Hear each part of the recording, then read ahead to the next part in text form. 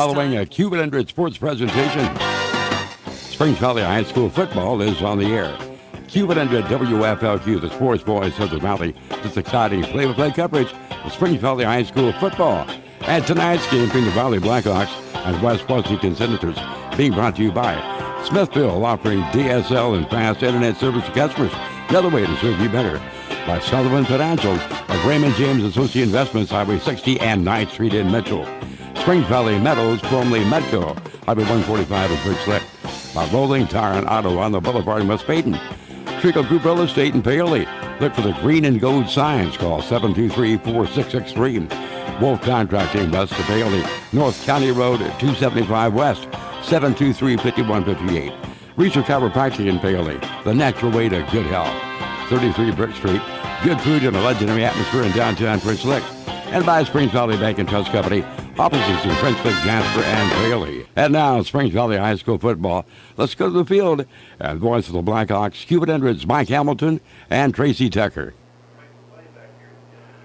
From Art Sanders Football Field at West Washinton High School in Campbellsburg, Indiana, this is Springs Valley High School football, where tonight the Blackhawks continue their quest for their first victory of the season as they take on their conference rivals in the PLAC, the West Washinton Senators.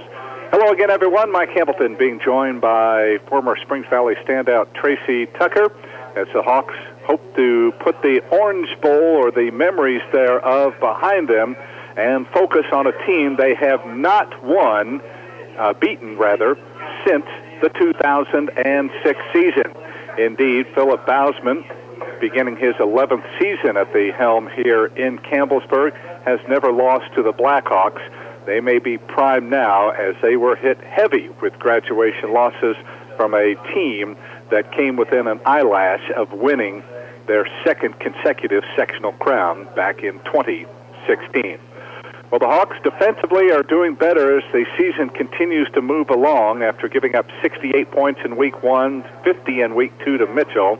They surrendered just 38 to Paoli, but because of the inclement weather conditions, Braden Whitaker was unable to throw the football, and the Hawks' ground game not effective enough against Paoli's defense as they fell to the Rams for the second consecutive time at 38-6. Tracy Tucker, certainly no problems with the weather here tonight, and hopefully Valley will be able to unleash their full arsenal here tonight against this West Washinton team. Couldn't ask for better weather tonight, Mike. I think you'll see Valley come out and get a better start than they have the last 3 weeks, and hopefully get some confidence going, and should be a really good football game. Obviously, things start at the defensive level for this Springs Valley team, and Paramount will be trying to limit West Washinton point-wise, because when teams score like they have here in these first 3 games, puts a lot of pressure on your offense. Absolutely, and hopefully tonight we play solid defense. We're not going to have to, obviously we're not going to shut them down, but if we just play good, solid defense, make them earn everything that, when they score, make them earn it, that'll be the key. Don't give up any big plays. The makeup of this West Washinton team rather interesting. They've got 8 seniors on the team, but only 3 juniors, and the rest are comprised of freshmen and sophomores. So we'll see 5 or 6 seniors starting, but also we're going to see 3 or 4 freshmen and sophomores. So a mixture of young and old here tonight. Yeah, and West Washington's been very solid over the last several years, and this is a little bit of a different makeup for them, and should be a competitive game, and like you said, they're playing a lot of young players, so the future is definitely bright for the Senators. And of course, Valley has some youth of their own, especially among their offensive and defensive lines, and I think what it's helping to do as well, Tracy, is create that competitiveness where no job is truly safe, and you have to go out each week and earn your right to get your playing time. And that's a good thing. That keeps the kids focused, and you have a lot of good practices during the week, and a lot, like you said, a lot of competitiveness inside the group, and that's just going to make you better. And I think to a man, the Hawks felt like they did not play up to their full capabilities last week, despite what the weather was like. So I'm sure they're anxious to be able to bounce back here tonight. Yeah, I talked to Coach Hammond a little bit after the game, and obviously, losing a game, you're disappointed, but he wasn't real happy with the way the game went, just as a whole, not necessarily the loss, but felt like his kids could have played better, could have executed better. I think that was the big thing on defense. I think they worked on a lot of things on defense that they didn't quite execute. And, as a fan, when you're watching the game, you're not at practice every day, and you don't know what the coaches are telling the kids to do. And sometimes it's not the ability, sometimes just executing the game plan. West Washington comes in with a record of 2-1, and their loss to Mitchell last week actually ended a 20-game regular season winning streak. They had not lost since the final game of the 2014 season, so they had back-to-back undefeated regular seasons, losing only in the regional 2 years ago, and then by an eyelash to Eastern Green in the sectional championship last year. So despite a lot of youth on this roster, Coach Bausman has instilled a very good winning attitude. Yeah, and that's what happens when you win. You start winning year in and year out. Your kids gain confidence, and even though you might lack some ability as opposed to different years, the kids still have confidence because the program's been successful and they believe in what you're doing, and that makes a huge difference in the outcome, and the kids buy into what you're doing. Hawks hope for a victory tonight. It would end a long losing streak against the Senators, 10 in a row. Also pick up their first victory of the 2017 season. And while no game is certainly in the bag, Tracy, you got to think that as the season moves along, the schedule gets just a little bit easier. And definitely, like I said, we knew the first 3 games of the year were going to be against very quality opponents. Not that the last 6 are not, but just probably not quite the experience and the talent as far as the 11 players that are on the field on the other side at any given time are going to be quite as solid as tonight as what we've seen the last 3 weeks. Looking forward to a solid effort from the Hawks tonight. We'll see what happens when we have kickoff in a little less than 20 minutes from now. When we come back, we'll be joined by head coach Mark Hammond on the Springs Valley Football Report. He'll join us in a moment. This is Springs Valley High School Football. When it comes to shopping local, most of us think of small, friendly mom-and-pop shops with their quality products and commitment to their community. You may not think of Smithville as a local company, but it is. An Indiana company built by Hoosiers for Hoosiers. Nationally recognized for outstanding fiber internet, TV, voice, and security, as well as incredible customer service provided by your fellow Hoosiers. Go local. Visit switchtosmithville.com for the fastest internet and more. You'll be in good hands.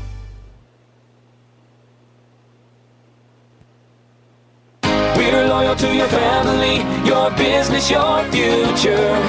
Focused on you, Springs Valley Bank and Trust.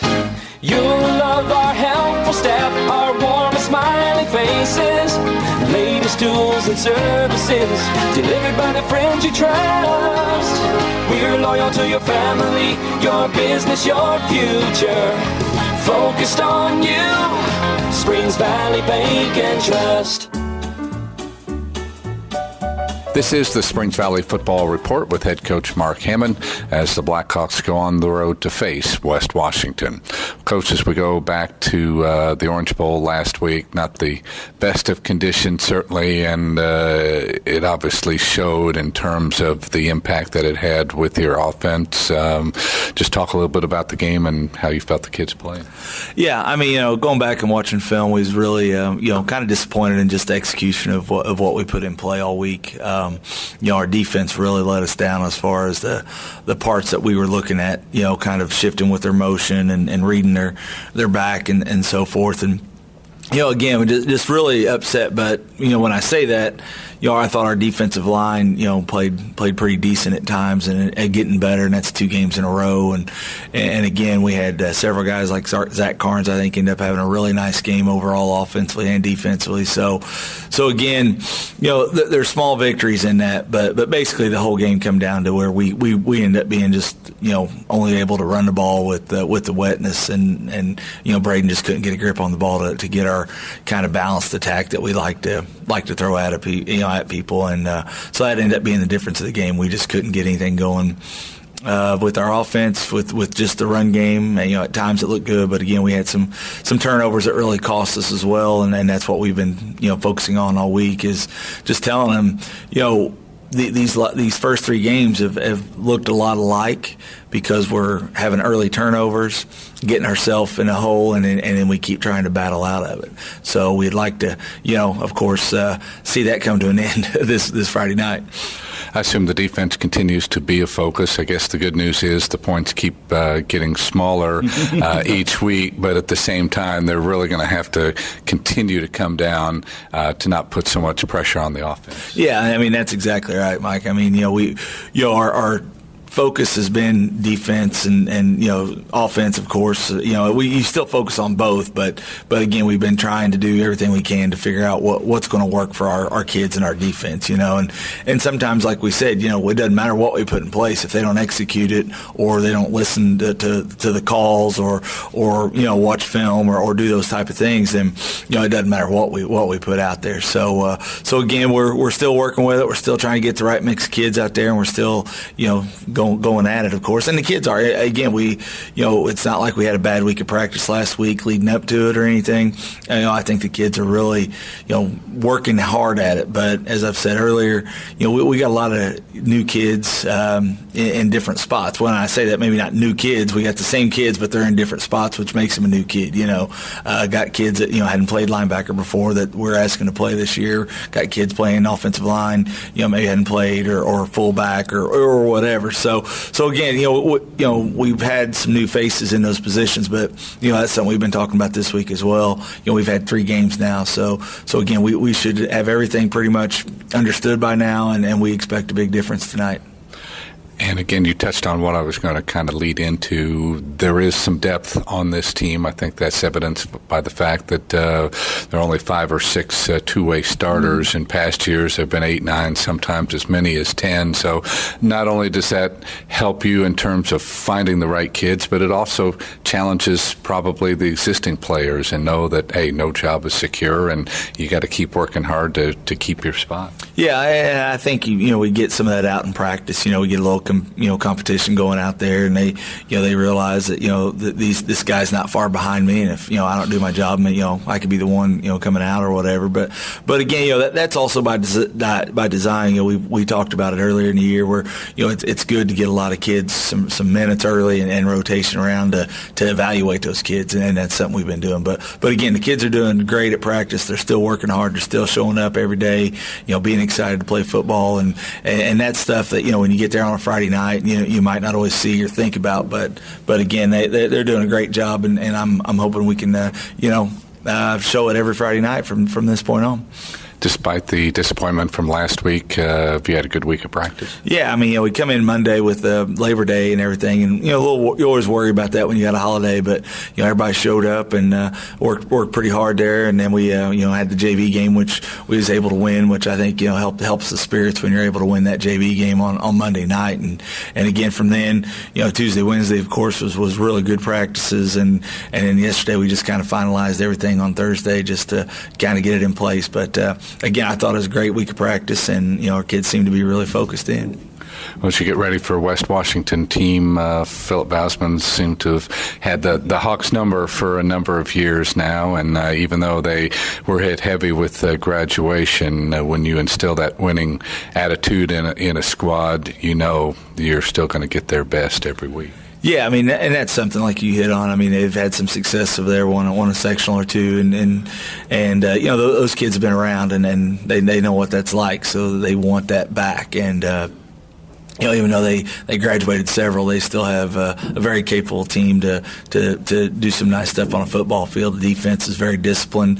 They play their position. They understand their position and their role, and they execute it very well. And then offensively, again, the Ferris kid, another running back coming here that we're going to see that's a really good, a good ball carrier, and somebody that we're going to have to get to the ground. He runs hard and is pretty quick. So, and they do like to put the ball up in the air some. So, again, what they do is nothing fancy. It doesn't really trick you, but they just execute it usually really well. And again, they've had it going over there. So again, you got to respect every opponent and attack them. And hopefully, like I said, it's just a real competitive ball game.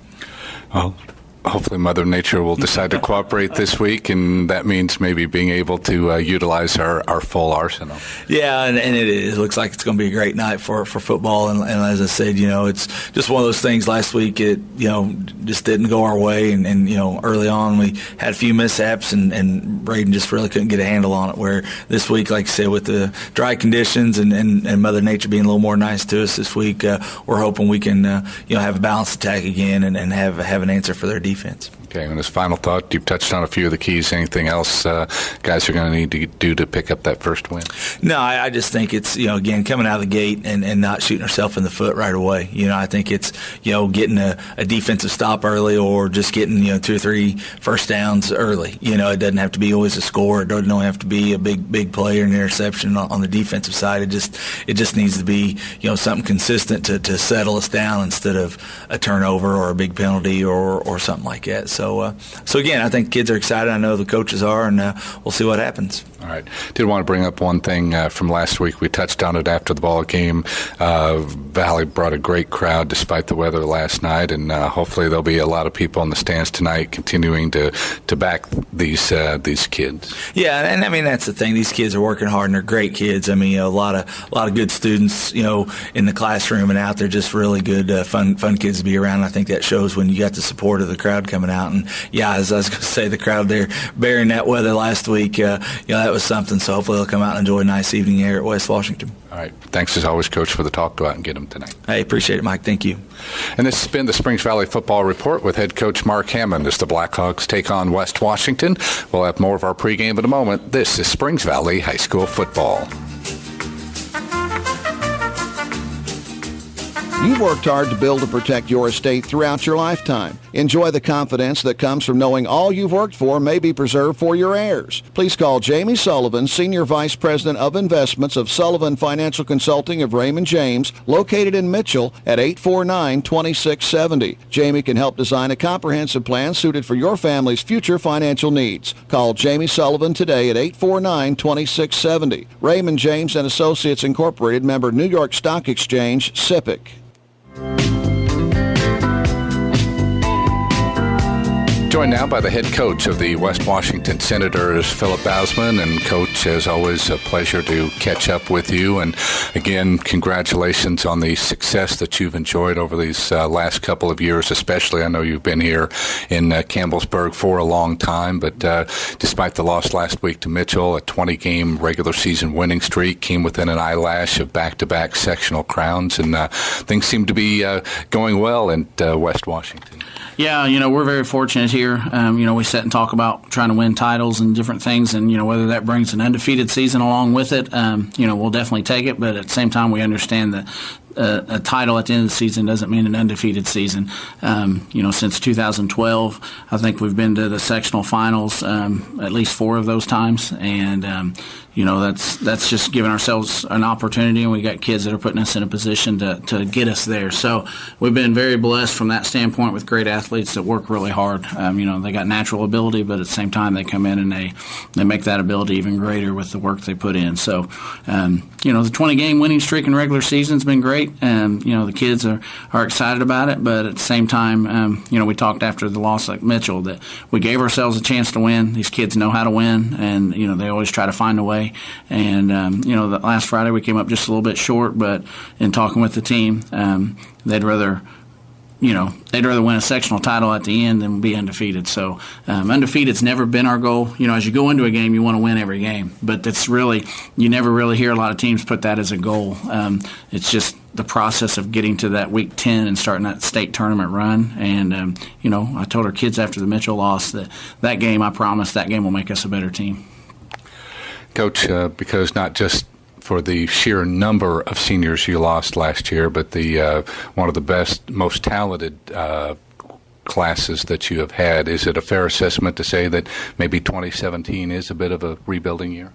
Yeah, it's a year of new faces, whether it's, older, guys such as seniors that maybe didn't get a lot of playing time last year.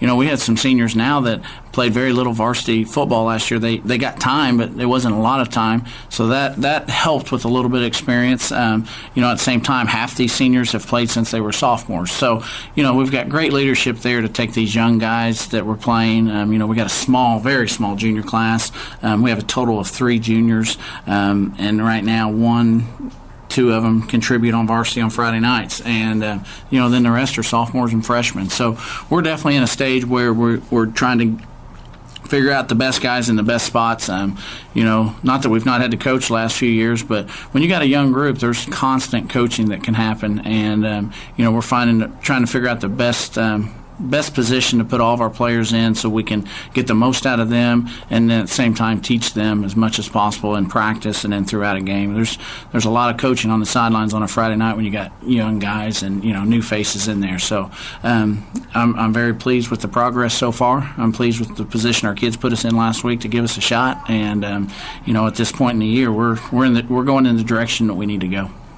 Coach, what is the scouting report on the Springs Valley team? Yeah, it's a team that, early week 1, they threw the time out of the ball and had a lot of success against a Great Eastern Green team, and, threw the ball well against Mitchell. And last week, you can't really judge anything based on the passing game with the weather.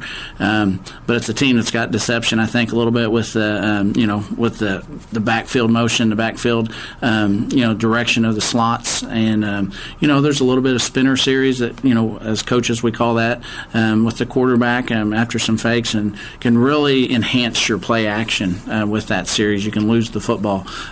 So it's going to be important, defensively to be sound in all phases, because they'll run the ball well and then at the same time equally throw the ball as well too. So it's going to be a game of playing against a team that has a lot of ability to do a lot of different things. You can't hone in on one thing, and then they're led by a great senior quarterback with Whitaker. So he's had a lot of great games, and he's done it before. He knows what he's doing, and he's a good talent. So it's going to be important for us to be balanced all the way across. And, Coach, from your team's standpoint, because it hasn't happened much over the last couple of years, but are you interested to see how the guys will bounce back from a loss? Absolutely. The first measuring stick of that is how they bounce back in practice, and we've had a phenomenal week of practice. Last night was a great practice.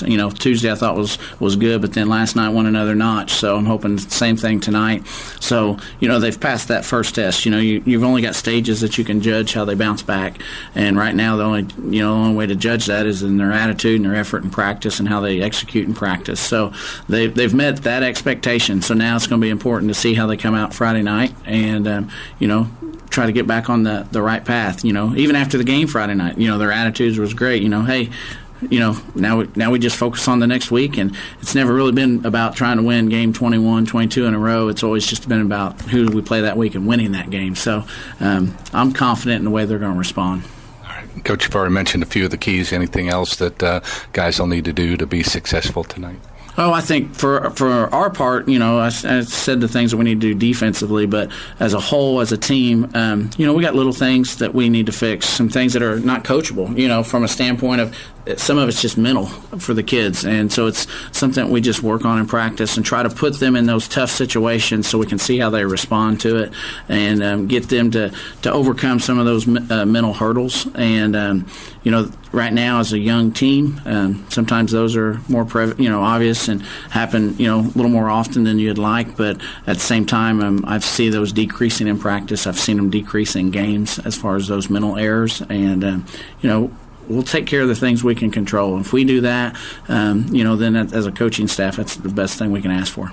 All right, Coach, it's always a pleasure to spend time with you. Congratulations again on the success you've enjoyed here at West Washington, and we wish you the best not only tonight but on through the rest of the season as well. Thank you. And that is Philip Bausman, the head coach of the West Washington Senators, joining us prior to tonight's game as the Hawks take on the Senators. We'll have more of our pregame in a moment. This is Springs Valley High School football.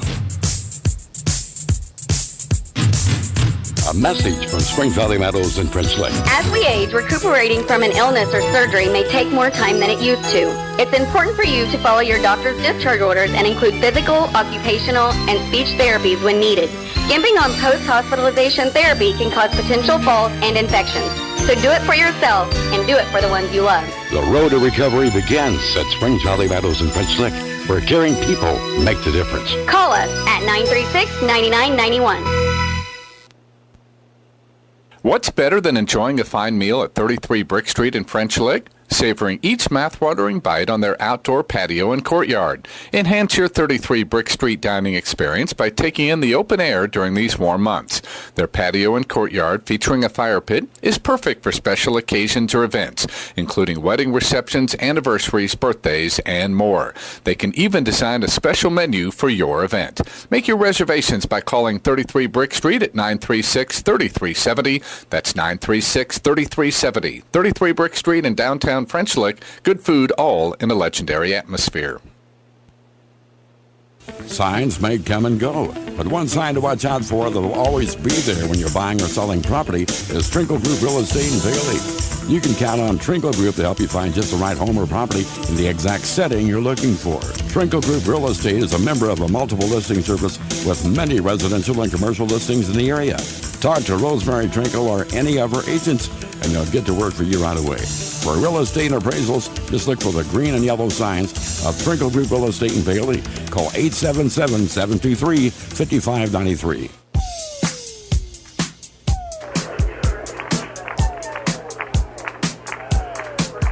Before we get underway with tonight's action, let's pause 10 seconds for station identification. You're listening to Springs Valley High School Football. Your home of IU and high school sports in the Valley. WFLQ, French Lick, Indiana. Mike Hamilton along with Tracy Tucker here at Art Sanders Football Field in Campbellsburg as the Hawks and Senators get set to renew rivalries for the 57th time.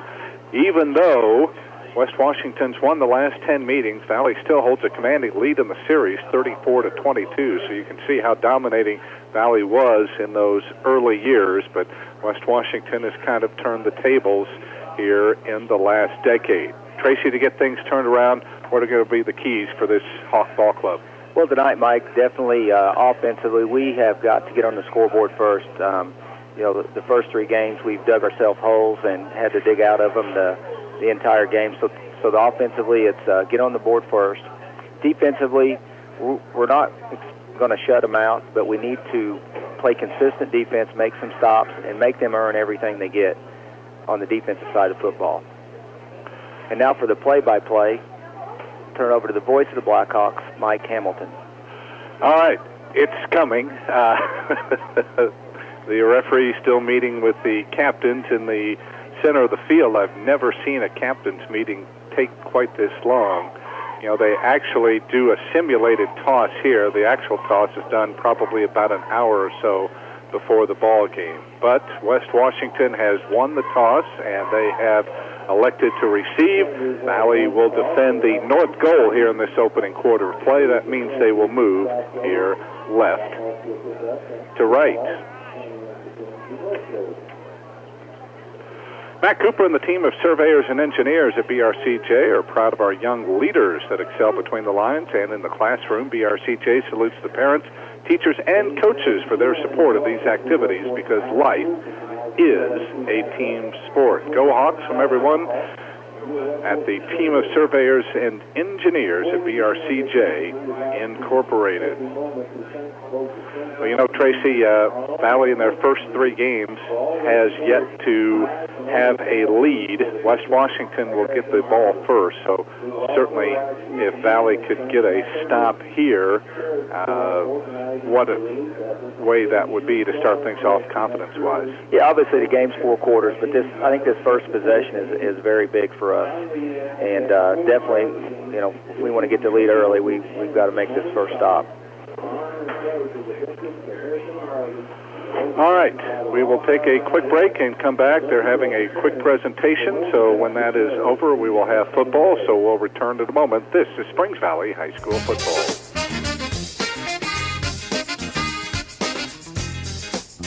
As parents of a child who was actively involved in school athletics and extracurricular activities, Brian and Annette Hawkins of Wolf Contracting know the sacrifices parents make in attending games and getting them to and from practice, and salute these parents for their extraordinary commitment. As citizens who care about our environment, the Hawkins hope you'll join them in their recycling efforts to make Orange County a safe and enjoyable place to live. Proud to call Orange County home. Wolf Contracting, just west of Paoli. Rolling Tire and Auto, your auto value dealer in West Baden, gives new meaning to the term complete car care. It starts with Rolling carrying a full line of auto parts for all you do-it-yourselfers. Not just parts, but the tools to install them. Then it moves to tires, where you can choose from some of the best brands in the business, including Uniroyal, Michelin, and BF Goodrich. And then with 2 full-time certified mechanics, Rolling will get you back on the road with repairs on services from air conditioning to wheel alignments and everything in between. Celebrating 50 years of providing the area with the best in automotive care. See them on the Boulevard in West Baden or visit rollingtireandauto.com. This is Springs Valley Senior running back Wyatt Pergeiser, and you're listening to Blackhawks football on Q100.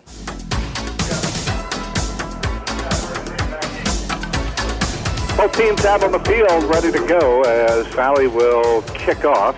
Standing back deep for the West Washington Senators is Tanner Packwood, Jacob Ferris, and Bobby Stevens back there as well. It'll be Javon Gilmore, the sophomore for the Hawks, getting set to boot the ball away. Partly cloudy skies here at game time. No wind to speak of. And a game time temperature of 70 degrees.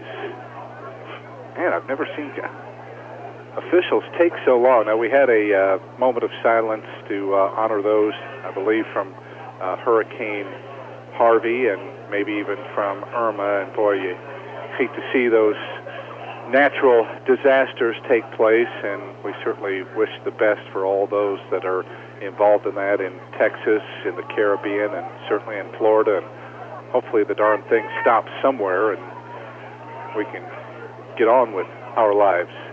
All right, ready to go here as Javon waiting for the whistle from the referee. We are underway, and it's an end over in boot that Packwood will field at the 14, up the middle of the field, 20, 25, 30, 35, 40, still on his feet, breaks the tackle, 45, 50, crosses midfield into Valley territory before the Hawks can bring him down. He's all the way to the 36-yard line, and that, Tracy, not how you want to get the game started. Not a good play there, but let's see what our defense can, see if we can dig in here, Mike, and make a stop real quick.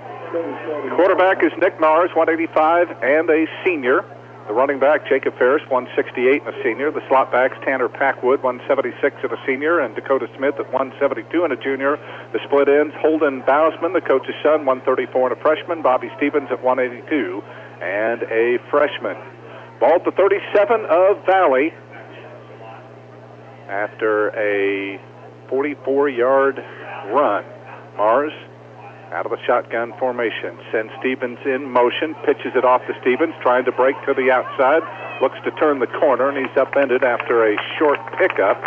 They'll spot him at about the 33-yard line, so it looks like a gain of 4. It'll set up now a second down and 6. The center is Charles Madden, 224 and a freshman. The left guard, Griffin, 228 and a senior. Left tackle, Caleb Murphy at 224 and a sophomore. No time here. There's no huddle.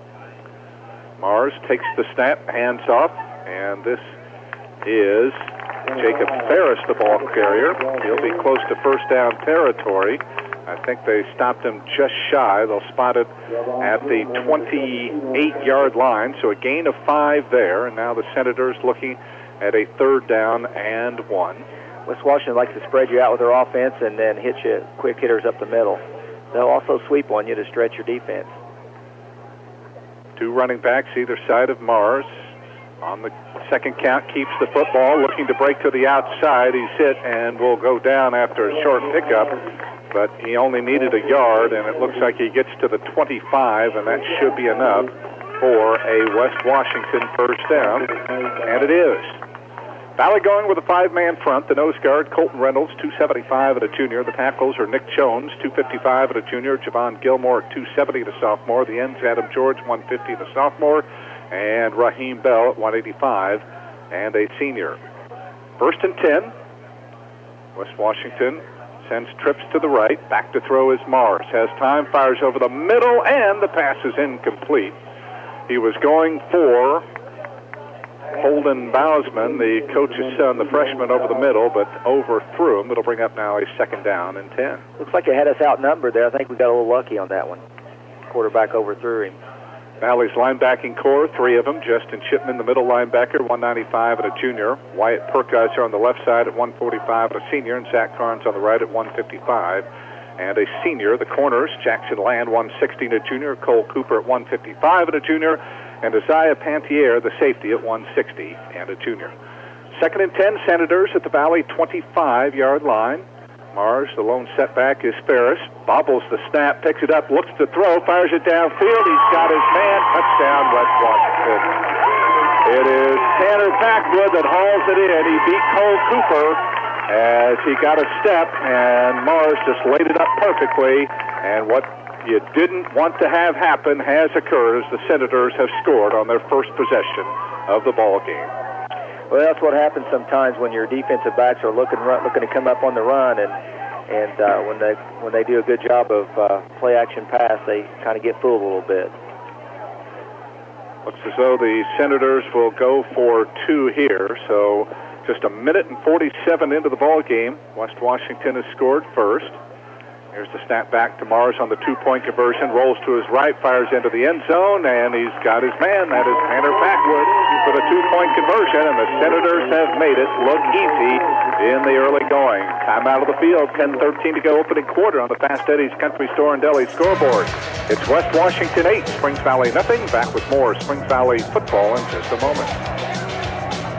Go Blackhawks and go to Springs Valley Supply on Highway 145 in French Lick. Stop by for top quality Valspar paints for interior and exterior protection. And see the line of Cabot stains for steps and decks at Springs Valley Supply, your steel dealer in French Lick. Hello, Valley football fans from Valley Marathon, where you can satisfy your gas tank and also satisfy your hunger with grilled chicken sandwich for just $2.89, or have a fresh grilled tenderloin for $3.59. We now offer big 44-ounce soft drinks for only 99 cents, and 2-liter Pepsi products just 99 cents at Valley Marathon.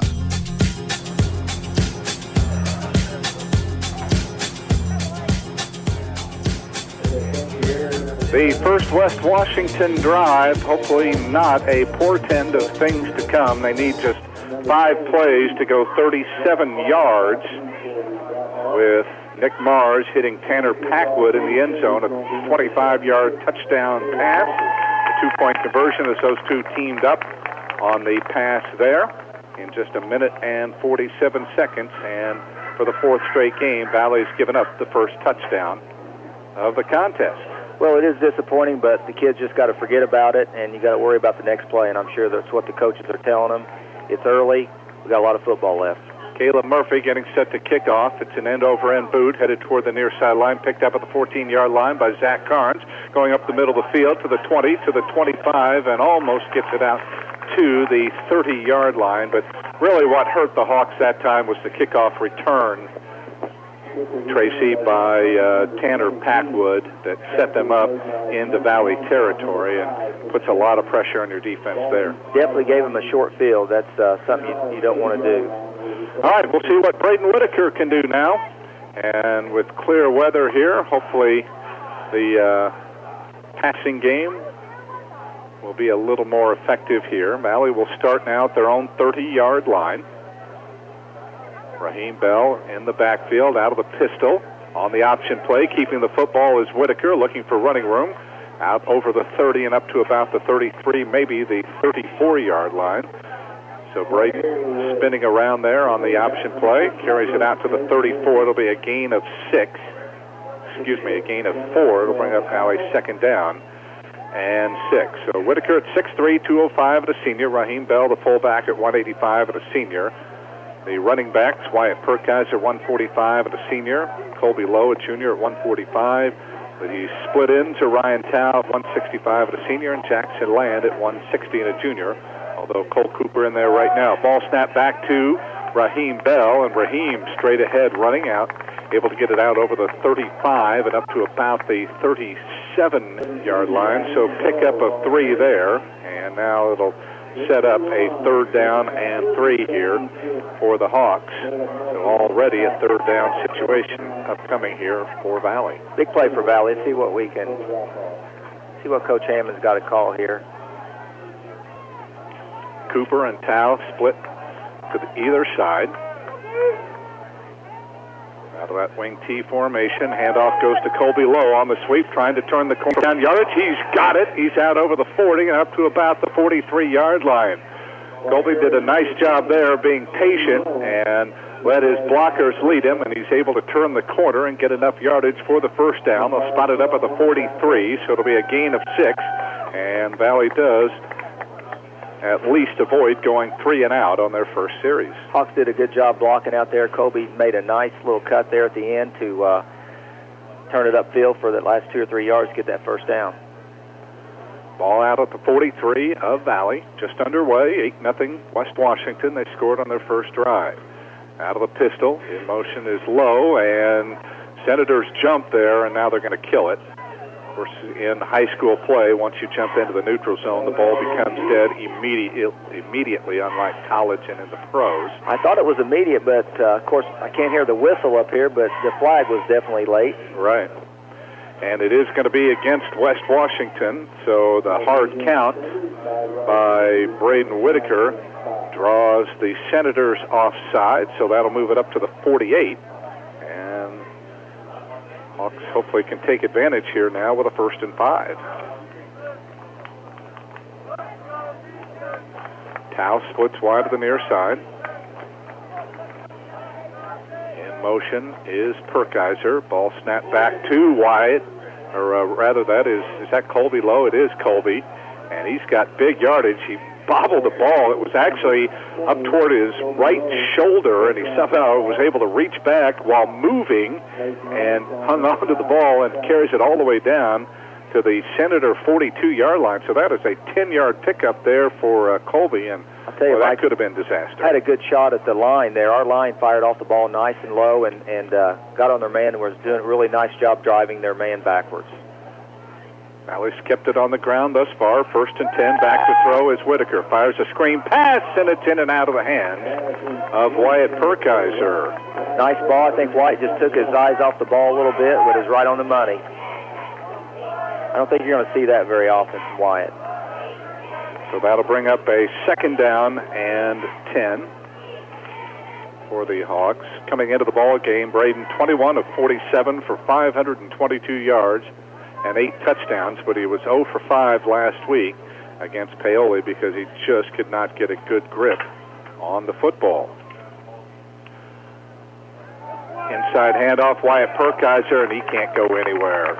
Boy, the blocking broke down big time there on that little counter play, and Wyatt had nowhere to run. I don't even think he got back to the line of scrimmage. In fact, they move it back to the 44, so that'll bring up now a 3rd down and 12 here on what will end up being Wyatt's first carry of the night.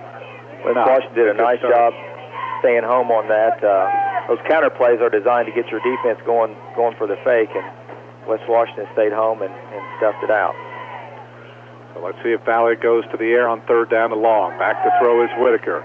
Fires it out on the flat, and it's over the outstretched hand of Zach Carnes. He was open in the flat here, but Braden unable to hit him. It'll bring up now a 4th down and 12, and we'll see what Mark Hammond elects to do. You go for it, you look like a genius. If they don't make it, then you give the Senators, once again, some pretty good field position.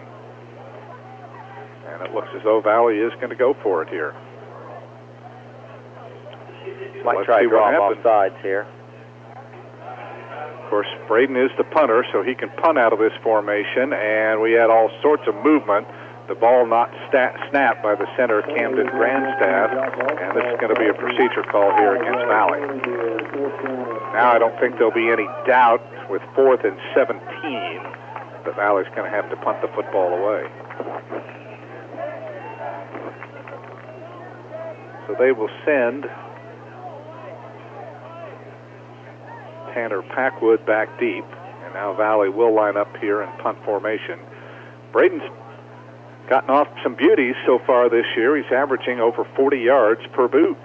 Yeah, we need to get good thing that can happen here is we need to get field position. Good snap back, and he aims for the near sideline, and it'll go out of bounds inside the 20.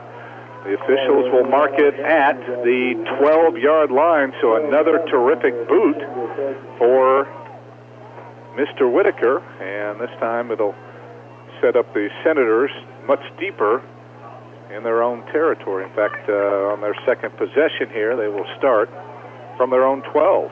That's one good thing about the offense. They got a couple of first downs there, and even though they didn't keep the drive alive, we've pinned West Washington back around the 10-yard line.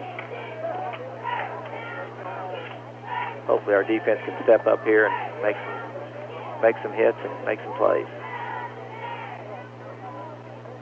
All right, 1st and 10 now for the Senators from their own 12-yard line.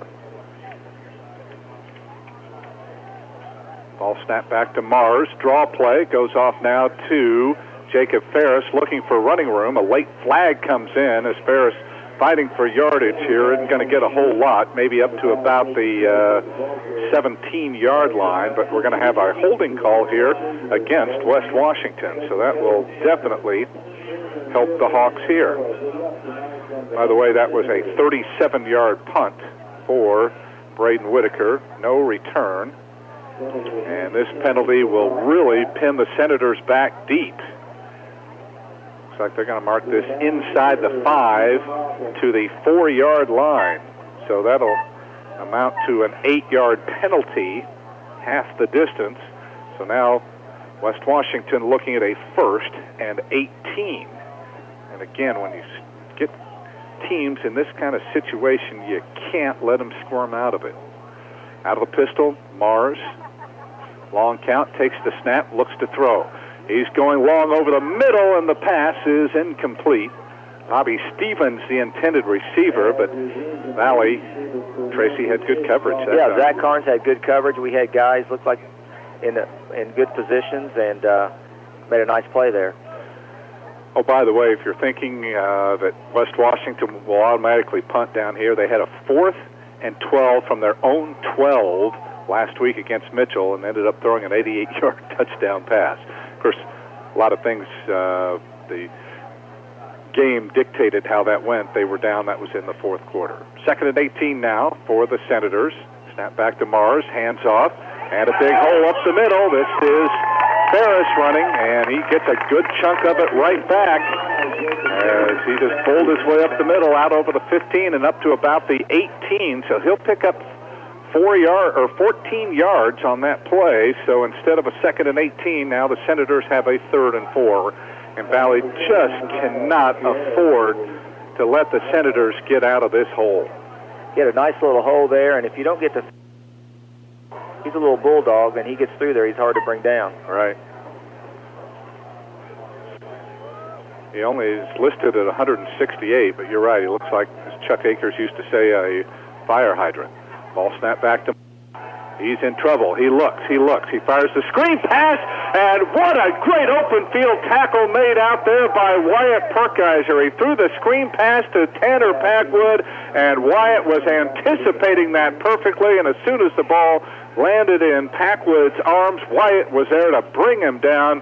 A loss back to the 12-yard line of 6. It'll bring up 4th and 10, and that's the kind of defensive plays the coaching staff has been looking for all year long. Did a nice job of reading that screen and stayed on it, pressured the quarterback, and then stayed on the receiver as well, and made a nice tackle there. Now, Nick Mars getting set to punt the football away. Teams have only punted once against Valley all year long, and the Hawks have Jackson Land and Zach Carnes back, and this is an end-over-end boot headed for the near sideline and will go out of bounds, so no return here. And the officials are going to mark the ball at the West Washington 44-yard line. So a 32-yard punt for Mars, no return. And the Hawks now, Tracy, set up in good field position. Let's see if they can take advantage of that. Down 8-0 with 4:47 remaining here in the opening quarter on the Fast Eddie's Country Store and Deli scoreboard. Well, like we talked about with that first offensive series we had, we were able to gain a couple first downs and had a nice punt and got them backed up and kind of playing a field position game now. See what we can do with this football and hopefully drive down and put the ball in the end zone. 2 slot backs for Valley. Ryan Tao split wide to the far side on 1st down and 10. Colby Lowe in motion, gets it on the pitch, trying to break to the outside, gets a block from Raheem Bell, trying to turn the corner, and I don't even think he's going to get back to the line of scrimmage, as Valley very slow that time in trying to string that out on that sweep. And, in fact, Colby's going to lose a yard back to the 45. It'll bring up now a second down and 11. Looks like West Washington made us go a little bit deeper on that sweep, and then it took him a little longer to get to the corner. Go over the guys in the trenches here for the Hawks is Camden Grandstaff, 185, and a sophomore, the center, leads his team up there. Second down and 11 now for Valley. Low, in motion, and some movement over there. That's the left tackle, Nick Jones, that jumped too soon. He's 255 and a junior. To his right, left guard Nate Hamilton at 160 and a junior. Junior Justin Shipman, the right guard, at 195, and big Colton Reynolds, another junior, at 275 pounds, the right tackle. So that moves the ball back to midfield, and again, you cannot have these. Yeah, I think, Mike, I think that was number 80 for Ammon Acuff on that left end. All right, I just saw a 4 there and knew that Nick Jones' number ended in 4. So second down and 16 now for Valley. Ball at midfield. In motion is Low. He gets it, turns it upfield, finds a nice hole, breaks another tackle, and gets most of that yardage back and then some, as he's down to about the 39-yard line. And I think we may have had a penalty here. And let's see what this one's about. It's going to be a personal foul against Springs Valley. My goodness.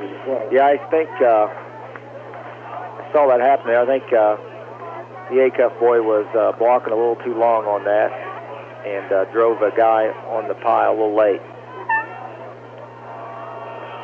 So the gain was for 10 yards for Colby. It's really been the workhorse thus far, but the 15-yard penalty moves it back to the 45-yard line. You like your kids to be aggressive, but they got to stop when the whistle blows. Now, was that a dead ball foul? Apparently so, because I thought it should be second down over, but instead they're going to say it's third down and 21. If I were Mark Hammond, I'd question that a little bit. Looking to throw is Whitaker, flushed out of the pocket, fires downfield, and he overthrows his target. That is Wyatt Perkiser. Flushed out of the pocket there, he was being chased by Caleb Murphy, and for the second straight time, Tracy, Valley offense stutters. I think the offense was moving the ball. We had 2 costly penalties there that really hurt us. That last one was a killer. You know, it was inexperience maybe in week 1. It was fumbles in week 2. It was the weather in week 3, and now it seems to be penalties here in week 4. That's instead of causing the offense to stagnate. Instead of 3rd and 4, we were 3rd and 22. Right. So back in punt formation is Whitaker, and he gets off a spiraling boot that'll be fielded by Packwood at the 21, breaks the tackle, and moves forward and gets it up to about the 25. He eluded the tackle there that time of Isaiah Pantier, but Isaiah had plenty of help, and they're able to bring Packwood down at the 25, so that is where the Senators will start now their third possession. Valley forced a punt last time. The punt here of 34 yards for Whitaker. Now the Senators have the football back, just under 4 minutes remaining here in the opening quarter. West Washington up 8-0. Mars out of the shotgun formation, takes the snap. Hands off. Oh, it's a fake. The handoff to Bobby Stevens, and Valley's going to get bailed out here. There wasn't anybody in the backfield as Stevens turned the corner, but I think we're going to get a penalty here. One reason, West Washington. One reason they weren't in the backfield, they were holding our end. I was wondering if they were going to call that. He pretty well almost took his jersey off. And it is going to be a holding call. So both teams penalty prone here, and this time it'll cost the Senators, as they will move this one all the way back to the 16-yard line, so it'll bring up 1st and 19. So credit Stevens for the 1-yard run, and then the 10-yard penalty moves it back. So it'll be 1st and 19 for the Senators back at their own 16. And again, Valley wants to take advantage here. 3 wideouts, all to the far side. Mars looking to throw. Steps up, fires it over the middle, and the pass is incomplete, and a penalty flag comes down.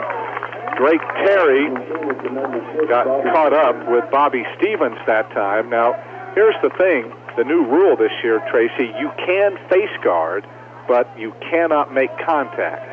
So apparently the official felt like Drake created some contact there when he was face guarding.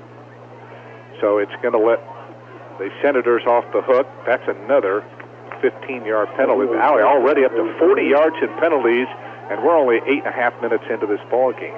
So an automatic first down, 1st and 10 now for the Senators at their own 31-yard line. So mistakes really costing this Hawk team. Ball snapped back to Mars, looking for running room. Takes it up the middle and pounds his way out to about the 35, maybe the 36-yard line.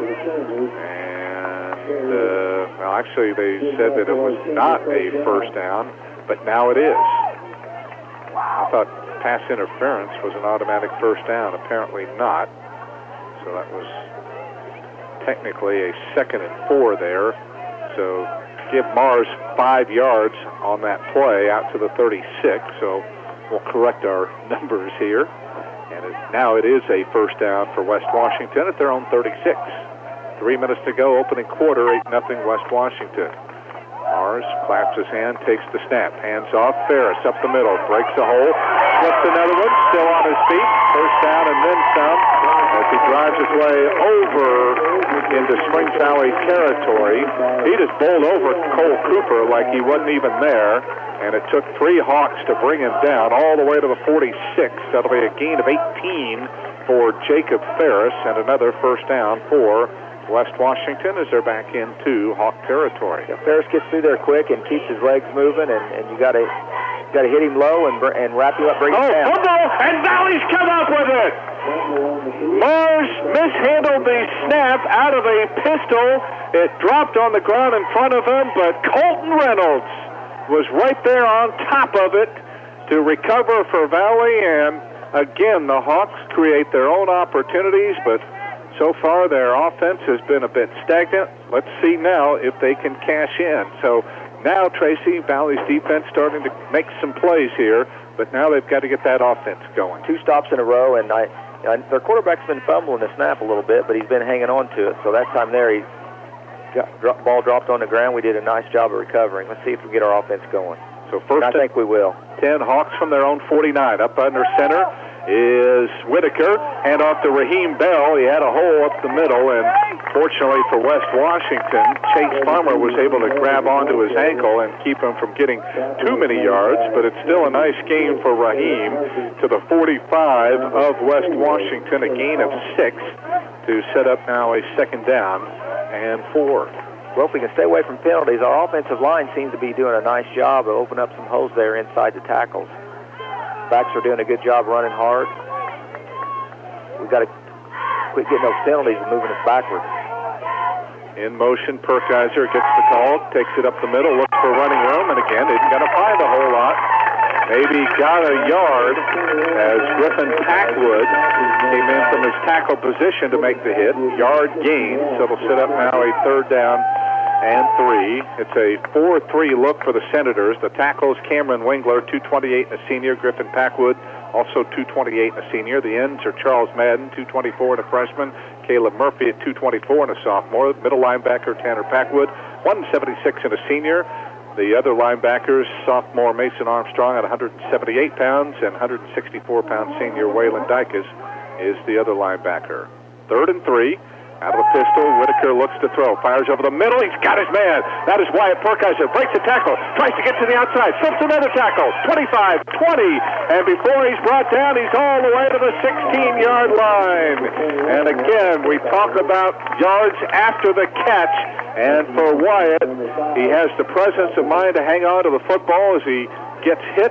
Was able to elude a couple of tackles. Gets all the way down to the 16. That's a 28-yard pass play on Braden's first completion of the night, and it has the Hawks knocking at the door now at the West Washington 16-yard line. I tell you, our offensive line did a nice job of making a pocket for Braden. He stayed in there and made a nice throw across the middle to Wyatt.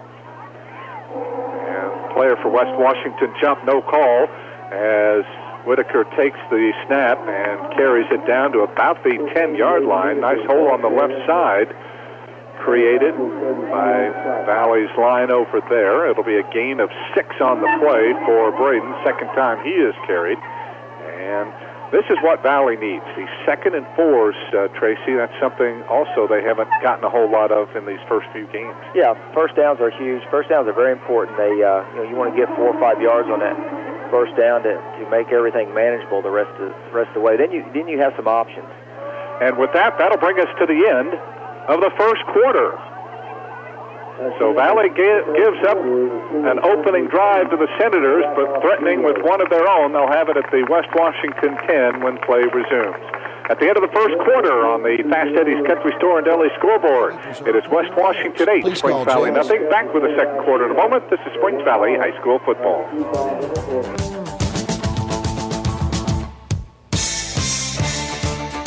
Mom, now that I'm back in school, I get to see all of my old friends and make new ones. Julie is my new BFF. Best friend forever? Well, yes, and she goes to Research Chiropractic Center, too. That's nice. Does she have scoliosis like you? No, she said chiropractic is just good for kids. Well, I guess she's right. She said just yesterday she was texting and not watching where she was walking and hit her head and hurt her neck pop. But she told her mom, and her mom said, time to see Dr. Lolita at Research Chiropractic Center. So, Mom, is it time for my next appointment yet? I'll have to check. I know the phone number. It is 812-723-2277. Yes, I know. Maybe I'll make one for the both of us. This is Springs Valley senior defensive back Trenton McElfresh. Don't miss a second of the action of Blackhawks football by keeping it tuned in here to Q100.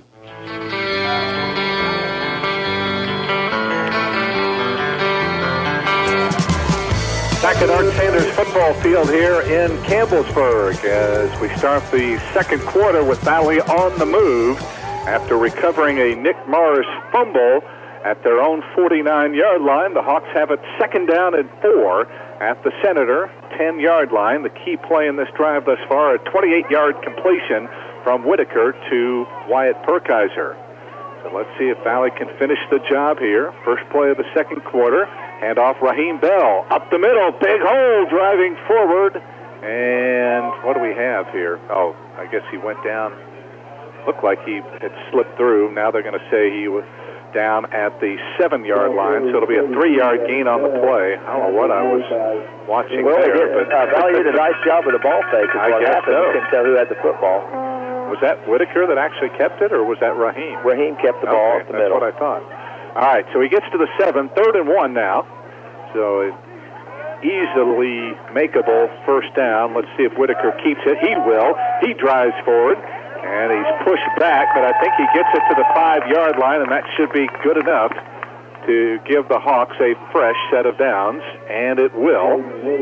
I like Valley went under center down here. I like that when you get inside the 10.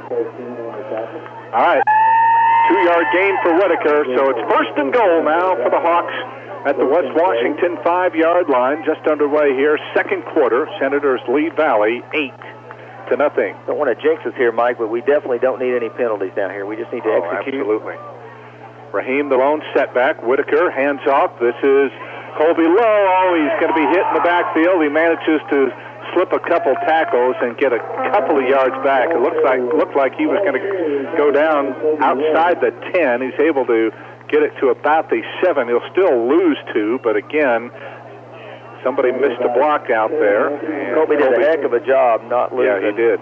More yards than what he did. So a loss of 2 there. It'll move the ball back to the 7, where it'll bring up now a second down and goal. Got to dig in a little harder down here. Fire off the ball low and keep driving. Tao and Cooper, the wideouts, to either side, down to 8 here on the play clock. Lowe and Perkiser, the slots. In motion is Colby. On the option play, here is Whitaker, driving forward as he spins his way inside the 5 and down to about the 3-yard line. So again, that little option play, as they'll spot it at the 3, so he'll get 4 there. That'll bring up a third down and goal. Nice little run there by Braden. He's a good-sized kid. He's hard to bring down. Valley taking their time, getting up to the line of scrimmage. Still plenty of time on the play clock, 10 seconds. Bell, the lone setback. On third down, handoff to Raheem, and he's tripped up right at the line of scrimmage. Looks like it was Tanner Packwood that got in on him and spilled him for no gain. And now the Hawks are looking at a 4th and goal from the 3, and boy, it would just be a real shame if Valley could not get some points out of this possession. Yeah, West Washington's doing a nice job down there, tightening everything up. Definitely like to score here, but if we don't, we still got them inside the 5-yard line. But I'm going to think pause. I think we're going to punch it in right here, Mike. All right, let's see what's in the playbook. Whitaker up under center, sets the team, takes the snap, and Valley wasn't set. Yeah, good call. Like our left tackle. Yeah, didn't quite get down in time.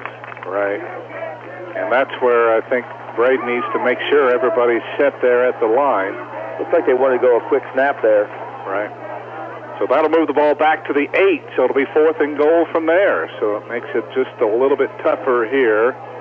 You've got to think Valley will go to the air now as Mark Hammond sends the play in with Ryan Tao. Cole Cooper coming in as well. Down to 13 here on the play clock.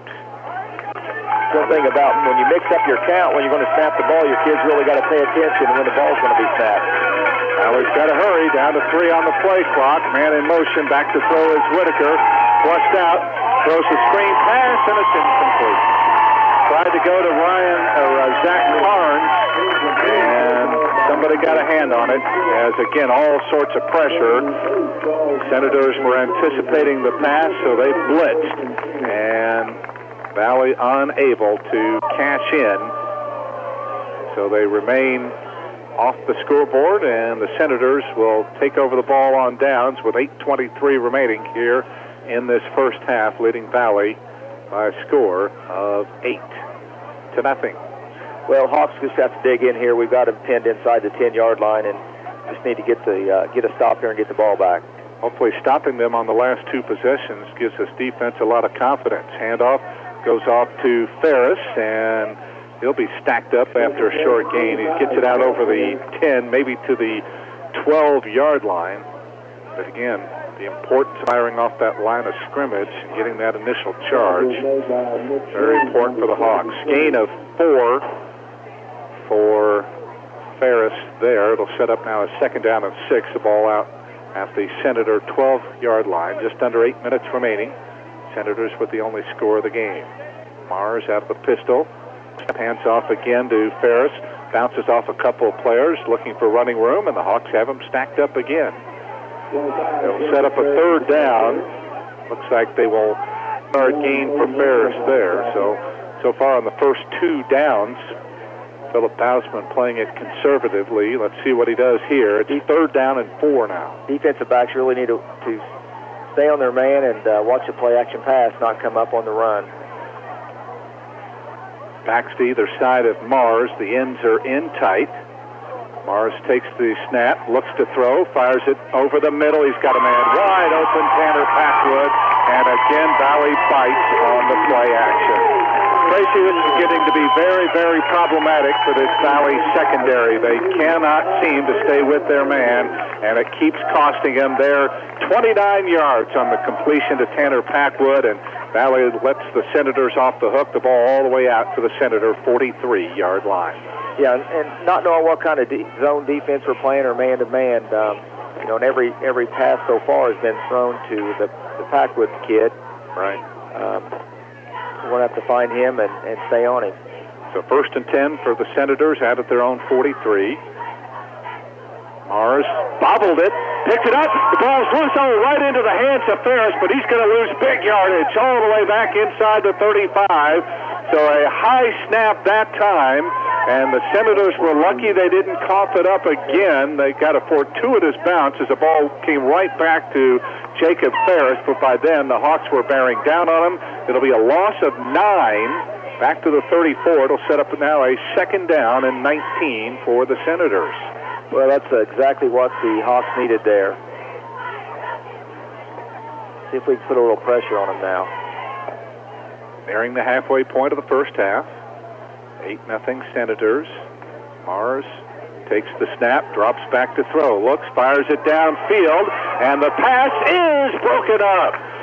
This time, Zach Carnes was stride for stride with Tanner Packwood down the near sideline, and he was able to jump and get a hand on that and knock the football away. And those are the kind of defensive plays that this coaching staff is looking for. Yeah, Zach did a great job there staying on his man, and thought he had a chance to intercept it. I think he jumped just a little quick on that.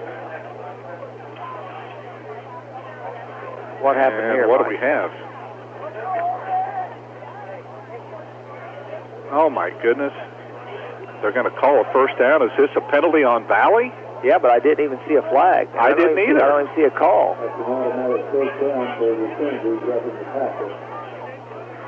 Maybe roughing. I'm not sure at any rate. It moved all the way up to the 49. The Hawks shoot themselves in the play again after making great defensive play. The Senators first and 10 at their own 49-yard line. Packwood in motion, hand off to Ferris. Looking for run to run. He's not going to go anywhere. Ran right smack dab into Colton Reynolds. And Justin Shipman also came up, and he sure did. Did a pretty good lick on him. So a gain of only a yard on the play there for Ferris. So they're starting to bottle him up a little bit now. 2nd down and 9 for the Senators, but boy, the penalty's starting to get alarming now, Tracy. That was Valley's 6th penalty now for 60 yards, and we're still just past the halfway point of the second quarter. So. Well, we're certainly not helping ourselves on those penalties. Right. 2nd and 9 now.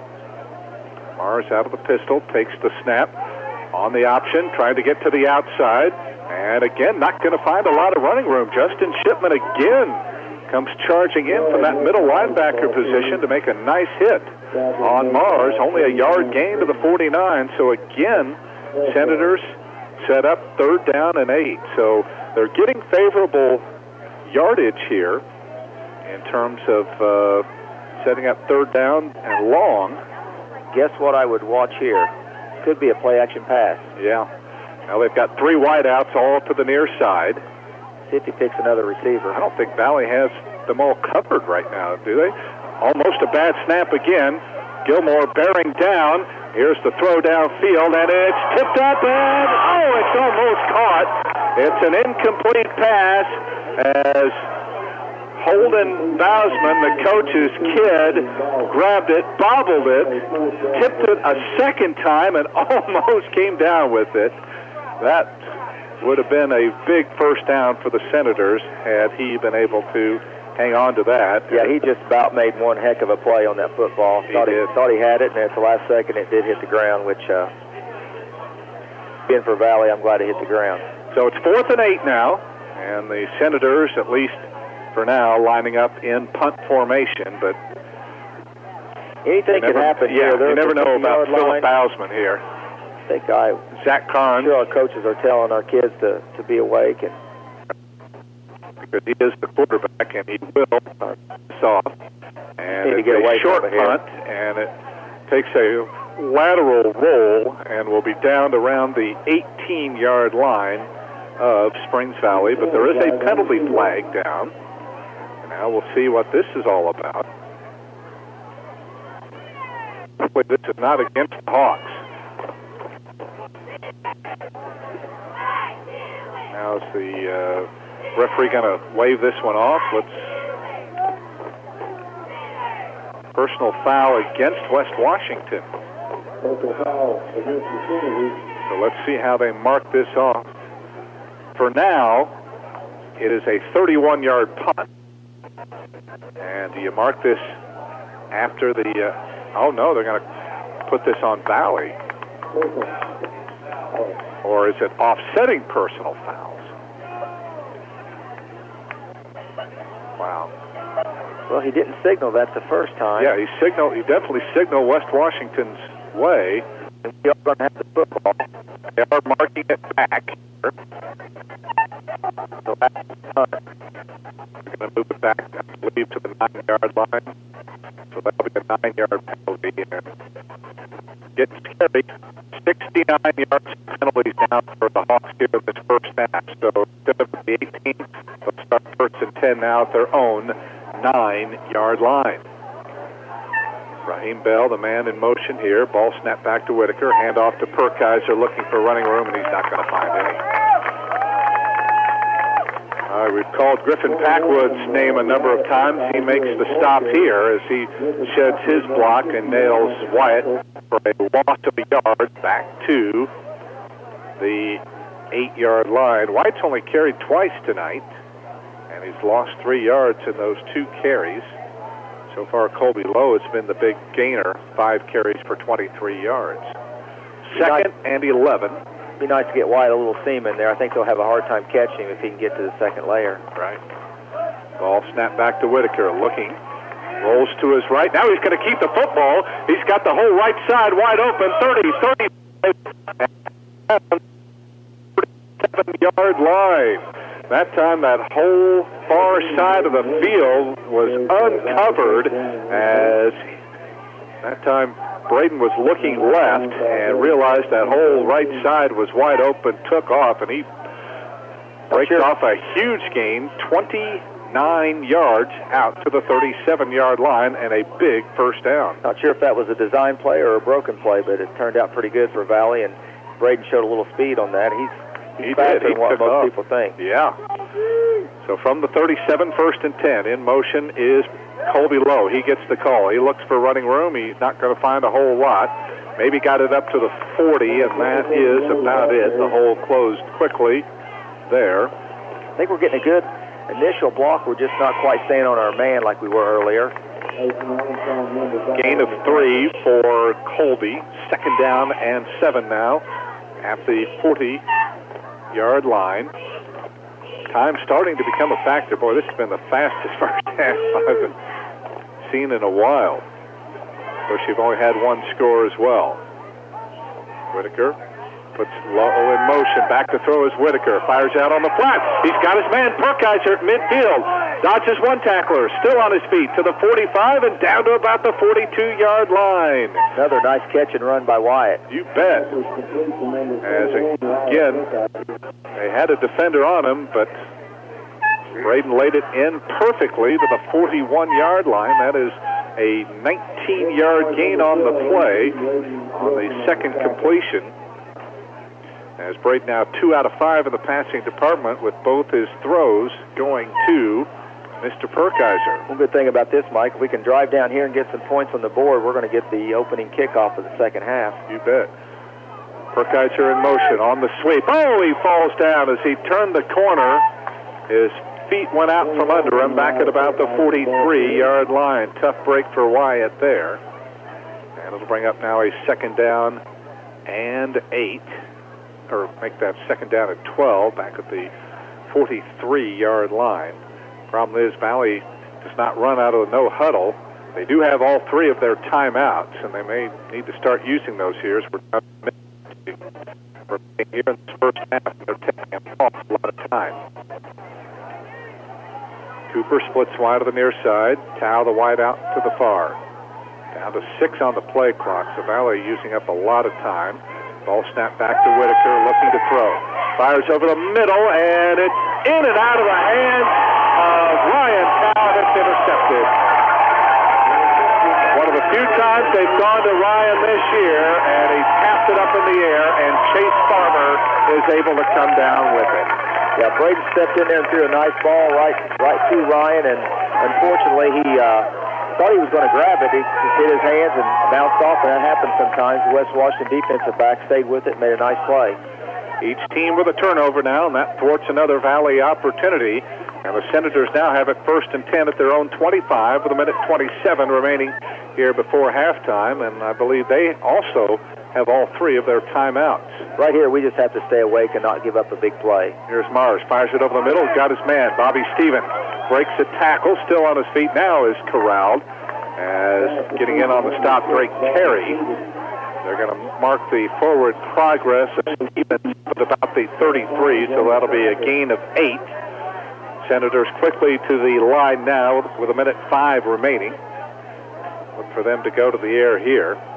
Now they need to maybe put in an extra defensive back. Mars out of the shotgun. Takes the snap, drops back to throw. Looking, he's going to go for the bomb, and the pass is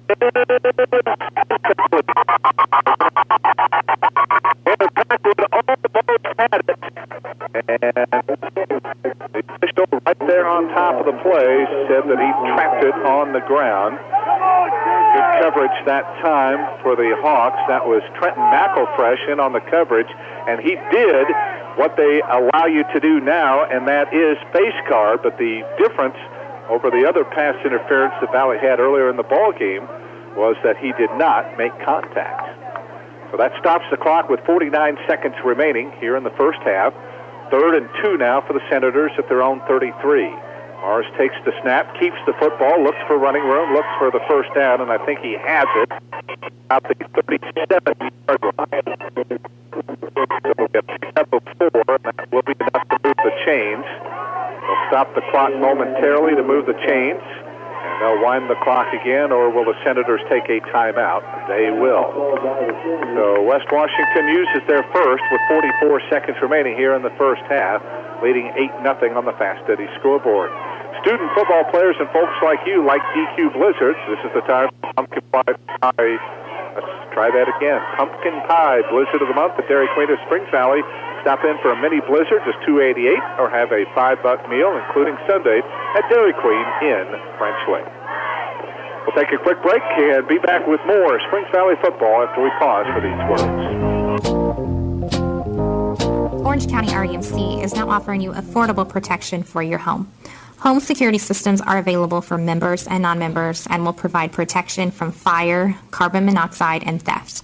These systems are continuously monitored, so you'll have a peace of mind whether you're at home, work, or on vacation.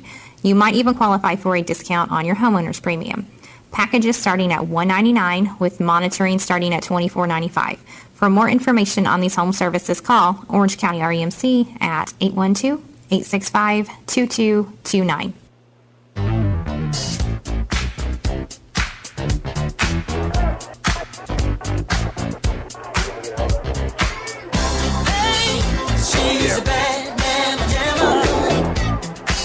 Chicago's Pizza, good. Stop by Chicago's on the Boulevard in French Lick for the salad bar lunch, 11 to 1:30 Monday through Friday. Salad, pizza, breadsticks, and drink for $7.99 at Chicago's Pizza in French Lick. Back to action, out of a timeout, 44 seconds to go. Half back to throw as Mars has some time. Flushed out, he is going long, and the pass is intercepted. Cole Cooper comes out of there with it for the Hawks. It was underthrown just a tad bit, and Cole, a big highlight for that young man as he's able to step in front and pick that off with 36 seconds remaining, and that will thwart the Senators' opportunity here. That was a big play. Mike Cole did a nice job of staying with his man. We had not much pressure on the quarterback till late there, so the quarterback definitely had a lot of time to throw, and Cole went up and snatched that ball right out of the air. Nice play. So we'll see if Valley is content just to take a knee here over the final 36 seconds. Ball snapped back to Whitaker. He's looking to throw. He steps up. He fires it out on the flat. Ooh, that was almost intercepted. It was in and out of the hands of Wyatt Perkiser, and Valley looking to do something with it here. Breaks had 3 balls so far in the first half. It's been right on the money, and the Hawks receiver just can't quite pull it in. Right. 2nd down and 10. That stops the clock with 30 seconds to go here in the first half. Gives us a chance to tell you that coming up here at intermission will be our agent, Tracy Tucker, at Indiana Farm Bureau Insurance halftime report. Raheem Bell in our senior spotlight, and we'll be talking to Springs Valley Superintendent Tony Whitaker as well. Stay tuned. 2nd down and 10, back to throw is Whitaker. He steps up, fires over the middle, got his man! That is Zach Carnes, and he's all the way out to midfield. Oh, did Braden thread the needle that time perfectly, and Zach able to haul it in. Big play by the Hawks. The ball to 49. That's a gain of 27 on the play to Zach, and the I'll Hawks. tell you, we give Braden time to throw. He can really rifle that football. He sure can. So the Hawks now will take a timeout, as we're down to 23 seconds remaining here in this first half of play. We'll take another break. Again, it's 8-0 West Washington on the Fast Eddie scoreboard. We'll return to West Washington High School after this 30-second timeout. Let's say your kid or an envious coworker posted on social media that you're going on vacation. While you're excited about your time away, you're concerned that your empty home may be at risk. Leave your worries at home and pack peace of mind when you sign up for Smithville Security. Our #1 rated Honeywell Lyric home automation system provides full protection, and you can monitor your home from miles away. Simple, smart, safe, Smithville. Find out how to pack peace of mind and leave worries behind at smithvillesecurity.com.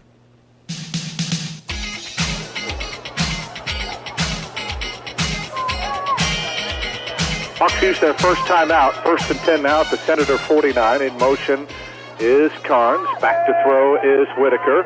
Flushed out of the pocket, rolls to his right, fires downfield, and the pass is batted down. That was Trenton Benskin that got a hand on that to knock it away. It'll bring up now a 2nd down and 10. Still surprising here that the Hawks have been unable to dent the scoreboard thus far. They had a 1st and goal at the 5-yard line, could not punch it in. But their defense has done so much better here in this ball game, limiting the Senators to just 1 score. Yeah, our defense has played really well, playing aggressive and making some nice tackles. Carnes in motion to the near side. Out of the pistol, the throw is Whitaker. Steps up, now flushed out of the pocket. Looks to run, and he is knocked out of bounds at about the 46-yard line. It'll be a gain of about 3. It'll set up a 3rd down, but only 9 seconds left. So if Valley is lucky, they might be able to get 2 plays here. Been a good night of rushing for Braden. That was his 6th carry for 48 yards. But it'll be 3rd and 7 now.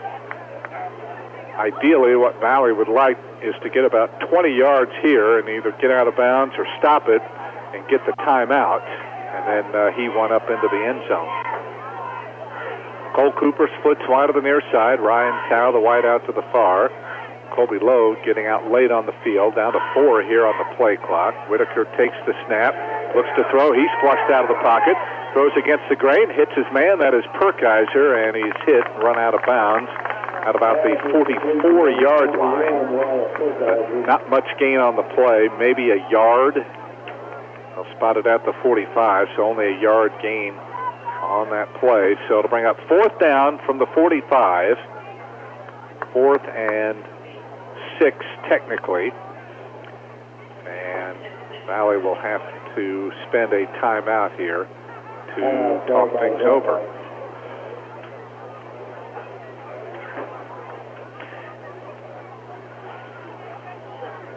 Well, Mike, 2 seconds and 45 yards to go. You're limited on your options.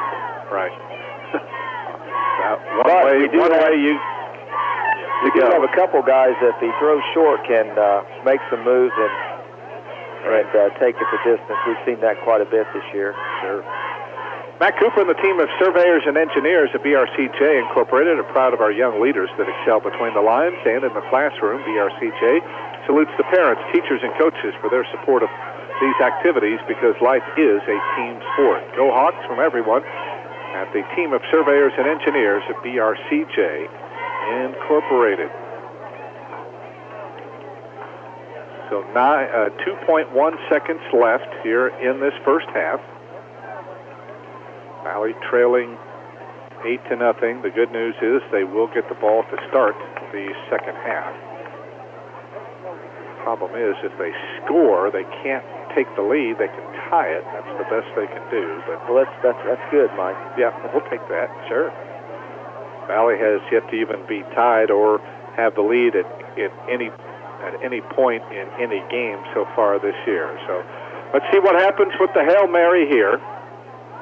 1, 2, 3, 4, 5, 6. Valley doesn't have. Do they have 7 men on the line of scrimmage? Apparently they do. Here is Braden. He's going to heave it up.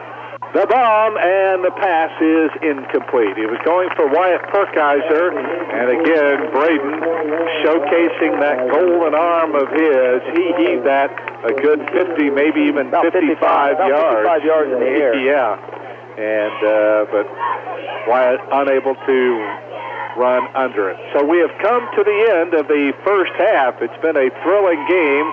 Defenses have dominated thus far. That's good news for Valley, but they're going to have to find a way at some point here to pick up that offense. They're only down, though, by one score. At the end of the first half, on the Fast Eddie's Country Store and Deli scoreboard, it is West Washington 8, Springs Valley nothing. You're listening to Springs Valley Football. Do you want to begin again? At Springs Valley Bank and Trust, you can begin again with our Spring Back checking account.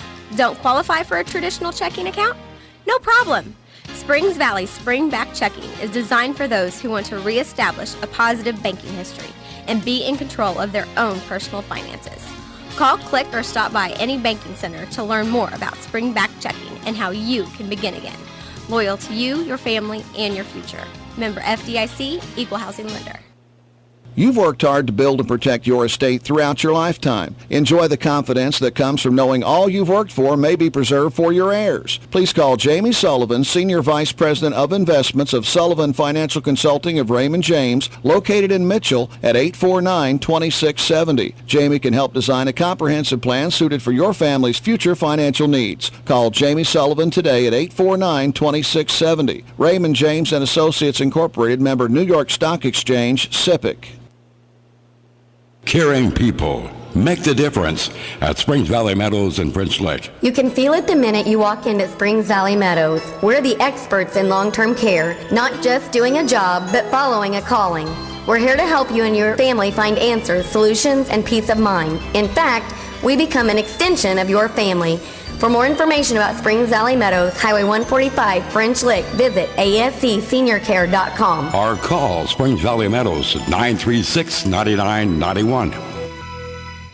What's better than enjoying a fine meal at 33 Brick Street in French Lick? Savoring each mouth-watering bite on their outdoor patio and courtyard. Enhance your 33 Brick Street dining experience by taking in the open air during these warm months. Their patio and courtyard, featuring a fire pit, is perfect for special occasions or events, including wedding receptions, anniversaries, birthdays, and more.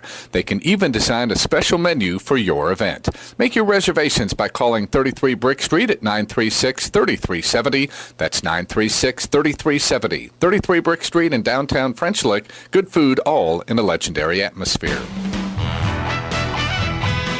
This is Springs Valley senior wide receiver Ryan Tao. Keep it tuned to Q100 all season long for Blackhawks football. And while we have this opportunity, let's pause 10 seconds for station identification. This is Springs Valley High School football. You're listening to the 6,000-watt sports voice of the Valley, WFLQ, French Lick, Indiana. Mike Hamilton along with Tracy Tucker back at Art Sanders Field here in Campbellsburg, where at halftime the host Senators, looking for their 11th straight win over the Hawks, lead by a score of 8-0 on the Fast Eddie scoreboard. The only score of the contest came on our very first series of the contest. West Washington got a 44-yard kickoff return by Tanner Packwood, starting at Valley's 37-yard line. They needed just 5 plays to punch it in, the last 25 coming on a pass play from quarterback Nick Mars to Tanner Packwood. That is the 10-13 mark of the opening quarter. Since that time, the defenses have dominated. Valley's best chance.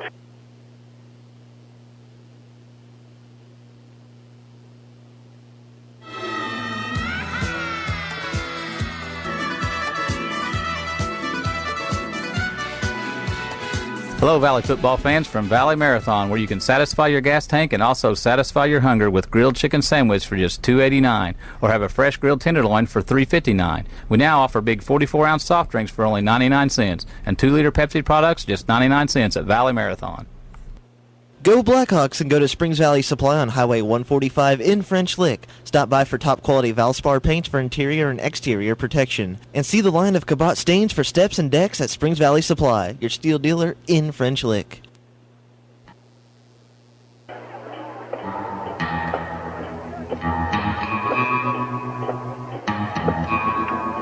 Back again at halftime here at West Washington High School. Hawks trailing the Senators 8-0. We apologize for the technical difficulties. We're working on those and trying to get that rectified, so we ask that you bear with us. The only score came in the opening series, a 25-yard pass from Nick Mars to Tanner Packwood at the 10-13 mark, accounting for the only score. Both teams have been very turnover-prone. In fact, Valley has 69 yards in penalties thus far. They have a turnover. The Senators have turned it over twice as well. Valley had their best chance to score over the first and goal at the West Washington 5, but in 4 chances could not punch it in. So we'll see what happens. Valley will get the ball when we begin the third quarter and hopefully can move the ball downfield and get this ball game hopefully tied up or at least back to within a score. Again at halftime, it is Springs Valley trailing West Washington 8-0 on the Fast Eddie scoreboard. We'll take a break, and when we return, we'll bring you the Agent Tracy Tucker Insurance halftime report. This is Springs Valley High School football. The Springs Valley Halftime Report is presented by Agent Tracy Tucker at Indiana Farm Bureau Insurance. For proper insurance coverage, stop knocking on wood. Call Tracy for your free review at 723-2704. Being a lifelong resident of Orange County, Agent Tracy Tucker at Indiana Farm Bureau Insurance has taken pride in helping our hardworking people protect their earnings with their many financial plans, while at the same time saving them money by insuring what they value most: life, home, and auto. Indiana Farm Bureau Insurance has insured Hoosiers for more than 70 years. Indiana Farm Bureau Insurance, we're part of your life.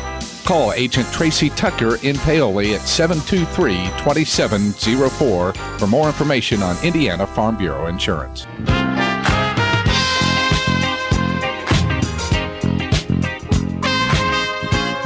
We're at halftime of tonight's Springs Valley football contest, and my weekly guest this week is a man that hardly needs any introduction. He begins his 4th full year, or has begun his 4th full year, as superintendent here at Springs Valley Community Schools. And Tony Whitaker, we welcome you again. We've talked many a time, whether it's been as a girls golf coach, an elementary principal, now superintendent, but I trust everything is going well. Yes, sir. We've off to a good start. Can't believe it's already pushed in the middle of September this year. This is a great position to be in. This is a great school system. A lot of good people working here, which is a credit to them with the good start we've had. I was going to say, this is kind of a cheap way to get a state of the school report, so to speak. But as you've entered the year, a few personnel changes. I know Kyle Nykum has taken over for Jim Bush as principal, and a few other changes. But how's, for the most part, the transition gone? It's gone really well. Kyle's doing a good job, and also our elementary principal is new, Trevor Apple. While he's not new to the corporation, he's new in his position. So, our administration team is pretty solid, I feel. We really eliminated a position, so there's only 4 of us now. But, I still feel we're pretty solid and are on the right track, getting a lot of things done. But back to Kyle and Trevor, they've done a solid job with the transition. And people don't realize the amount of work there is to running a school. And again, I appreciate the work they're doing. And it's their building. I'm letting them run the building, just like they let the teachers run the classroom, and it works pretty well. So again, a lot of solid people at this school corporation. I was going to say, Tony, you're so proud of the teachers you have up and down the entire system. Yes, we have. Again, great teachers, great support staff, and it takes all those people, from the bus driver, first person that sees the child in the morning, to the lunch girls, the teachers, teaching assistants. It takes a lot of us to develop a well-rounded child. Talk a little bit about, I know the I-STEP scores are almost always in the news, and in terms of how the state is handling education, where do you feel that is right now? Well, it seems like that's been a struggle the past few years. As far as our I-STEP scores, we are, again, pretty solid. We have always been solid with the scores, and our scores have been good. Obviously, there's always something to work on, and we delve down into the data and try to make improvements on everything we're doing here, because we can always get better. As far as the state of education in Indiana, I think our new superintendent, Dr. McCormick, is doing a good job. You know, she is a previous superintendent, so she kind of knows what we're dealing with on a day-to-day basis. So, I think things are getting better. At least I like to think so. That helps get me through the day. So, again, I think things are getting better. All right. Now, on a more personal note, you've already had 2 kids graduate ahead of your current one, Braden, but tell us a little bit about how Morgan and Hunter are doing.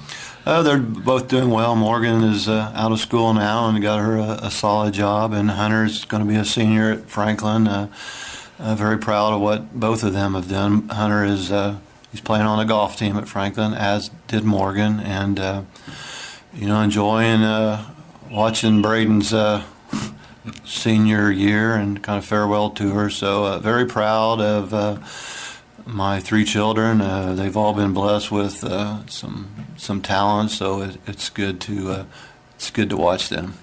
I was going to say, since this is kind of the final go-around here with Braden being a senior, does that make this year maybe just a little bit more special? Well, I think I've mellowed a lot over the years from the time Morgan started athletics till now. So I'm just and knowing that this is going to be gone this time next year, Julie and I are trying just to enjoy the moment, and so far it's going good, and I'd like to see us pick up a win here soon. So kind of help watch also. I want to close tonight, Tony, just maybe giving us a little bit of what you feel is ahead or the future of this school system, and what parents and the community can expect. I think the future's bright here. These past few years have been a struggle with funding. Our enrollment has dropped drastically the past couple of years, especially for a small school, and when they changed that funding to attendance and how many students are enrolled, that really hurt us. But hopefully that's getting better. They are moving to a new funding formula next year, so I'm optimistic that's going to help. We've really made some cuts and done some things that's put us in better shape. We're not where we need to be yet, but much better this year than we were last year or the previous year. So, that's a positive too. But, I'm very proud of this school. I'm very blessed to be in this position and honored to work besides these great people here and make our students what they are. And again, this is a great place, and a lot of times you hear a lot of the negativity, but there's a lot of good things going on here, and we need to do a better job of tooting our own horn, because there's some great things. We got great students, we have great graduates, and are doing a lot of good things. So again, very proud of Springs Valley Schools. Well, certainly if the last 3.5 years are any indication, people don't have a thing to worry about as far as the future of this school system. Tony, thanks for spending time with us. Always a pleasure to catch up with you. I know you're busy, so we appreciate your time, and we wish you continued success. Thank you very much, Mike. Just there's a lot of great people around me. That's why That's why they're here, to make me look good. So again, I appreciate all the help I get on a day-to-day basis. Thank you very much. And that is Tony Whitaker, the superintendent for Springs Valley Community Schools, joining us here at halftime of tonight's Blackhawks game. We'll continue with more of our Tracy Tucker at Indiana Farm Bureau Insurance halftime report right after this.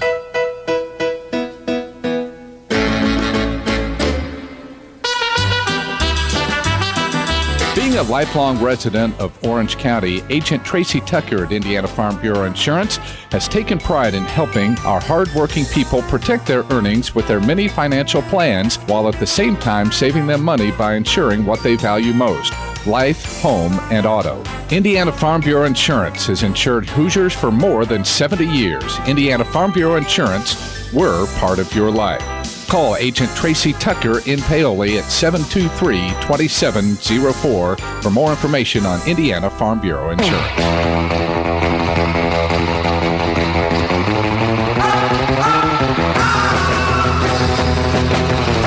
This is Springs Valley senior fullback Raheem Bell. Thanks for listening to Blackhawk Football right here on Q100. Our Springs Valley halftime report continues now with Senior Spotlight, where we talk with a senior member of the Blackhawks football team and get to know him just a little bit better. Tonight I'm chatting with linebacker Raheem Bell. Raheem is the son of Utah and Tracy Bell for the Hawks. And first of all, Raheem, how do you balance playing sports with your academics?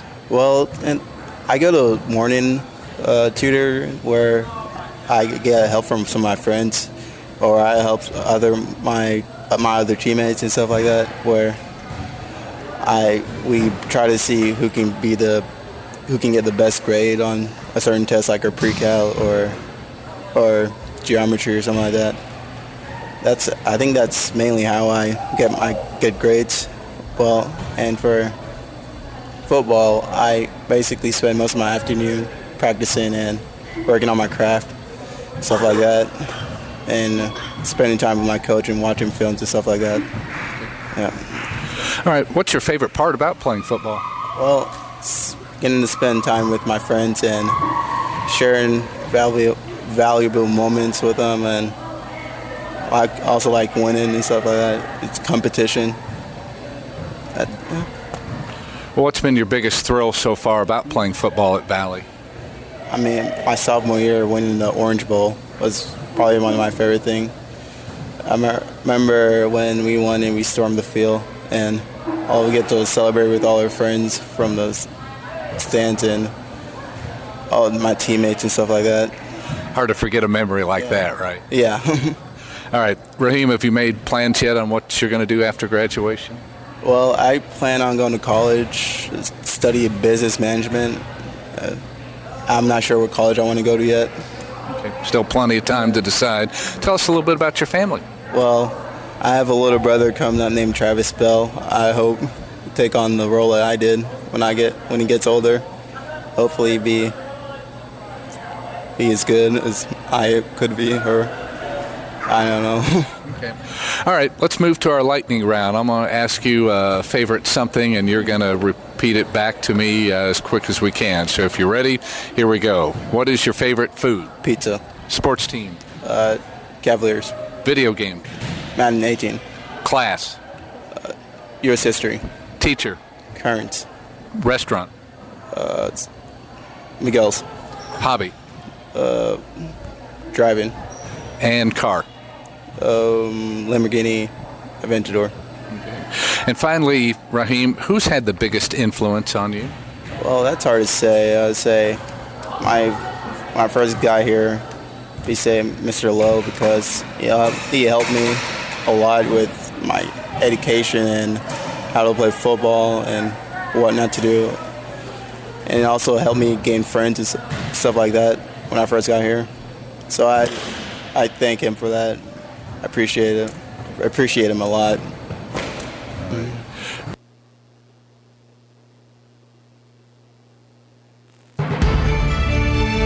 The Springs Valley Halftime Report is a presentation by Agent Tracy Tucker at Indiana Farm Bureau Insurance. Protect your earnings by calling Tracy in Paoli at 723-2704.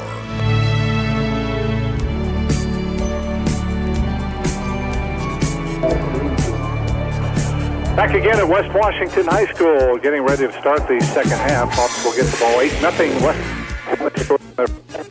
That was the only tally that we've had. Valley in their traveling white, black numbers, black helmets, black pants. West Washington in their home blue uniforms, blue pants, white numbers, and red helmets. Valley going right to left here in this third quarter. We'll run through some of these stats as we have the opportunity.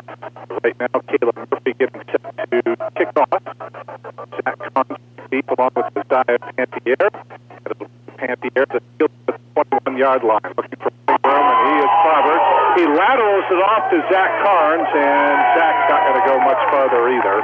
Maybe a yard or so, but have a heads-up play there for Isaiah that time. Yeah, I'm not sure if that was designed or not, because Zach seemed to be hanging back there behind him. All right, thank you, girls. That was, I want to give credit to Meredith Deaton. Told her I'd give her credit for bringing us one of the ribeye sandwiches they have here at West Washington High School. Ron Smith started those several years ago, and they're continuing the tradition, and those are absolutely excellent. I grabbed me a tenderloin, Mike. It was pretty tasty as well. All right. First down and 10. Counter play. Colby Lowe, big hole. Off left tackle, 30, 35, 40. Breaks another tackle and was all the way out to the 45-yard line. That was a football. That was a football run there. Colby ran that ball hard, cut it up in there nice, and just went north-south, kept his legs driving. Showed a little aggressiveness, a lot of aggressiveness. All right, 17-yard gain on the play. First and 10 for Valley at their own 45. Hawks actually outgained West Washington in the first half, 156 to 108. Valley pretty much right down the middle, 81 yards rushing, 75 passing as Whitaker 4 out of 10 with that one interception. West Washington 51 on the ground, 57 through the air. They'll try the same counter play, and this time Colby's not going to find any running room whatsoever. He got back to the line of scrimmage, so now we're going to the well maybe once too often. It'll bring up now a second down and 10. That was the 8th carry for Colby for 43 yards. Braden's handled the ball 6 times for 48. Raheem 4 carries for 12. In the passing department, Wyatt's got 3 passes for 48 yards, and Zach had 1 catch for 27. And really nothing of really any note for West Washington. You know, they had that 25-yard touchdown pass, and that's been about the extent of it. Second down and 10. Inside handoff. They'll try it the other way this time, and, well, nothing doing there as Wyatt goes absolutely nowhere. They have really bottled him up as he got back to the line of scrimmage. No gain. Wyatt had 4 carries now for minus 5 yards. So Valley has run 3 straight of those misdirection plays, 2 from the left side, 1 now from the right. And now we'll see what they do here on 3rd down and long. And you really wanted to take advantage of having the ball first here to start this second half. So to convert here. Carnes in motion to the near side. Fires over the middle, and they hit the leg of Wyatt Perkiser, who didn't even turn around that time to look for the pass. I'm not sure, Tracy, what happened there, but that didn't look very good at all. Well, looks like Braden had pretty decent protection. I think he just kind of, his release, he threw the ball a little low, and I don't think Wyatt got his eye on it. Bounced off his calf or shoe. So 4th down and 10 now from their own 45. And we assume Valley will punt the football away. That's what West Washington is thinking. Now the Hawks line up in punt formation. Braden's had 2. Oh, my goodness, this one snapped over the head of Whitaker. Braden, he's going to go ahead and kick it anyway. And it will take a nice Valley roll. And boy, did Valley dodge a huge bullet there as Braden, that thing was 3 feet over his head. He went back, it bounced right up to him, fortunately, and he was able to kick it away and actually got some decent yardage on it. They marked the football at, it looks like, the 27-yard line, so that ends up being a 28-yard punt when that really could have been disaster for the Hawks. Yeah, that took a nice bounce right up to Braden. He was able to still get the kickoff. That was huge. All right, Senators with the football. Their first possession now the second half as Mars hands off to Ferris, straight ahead running. Slips a couple of tackles and pounds his way out over the 30 and up to about the 33-yard line. So a gain of about 6 on the play there for Jacob Ferris. It'll bring up now a second down and 4. Hopefully our defense can play as well as it did this half as it did in the first half.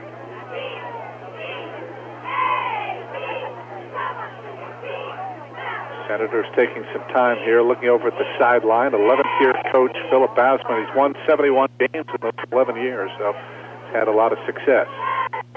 Out of the pistol, Marks takes the snap, hands off. This is Packwood. He's got first down yardage and then some as he pulls his way out over the 40 and up to about the 45-yard line.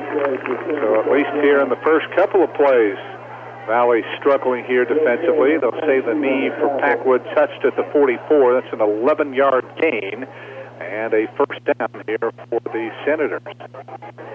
Just underway, third quarter, 8-0 West Washington. That was his first carry of the night. Trips left for the Senators. Ferris the lone setback. Back to throw, and the pass bobbled, finally caught here by Bobby Stevens.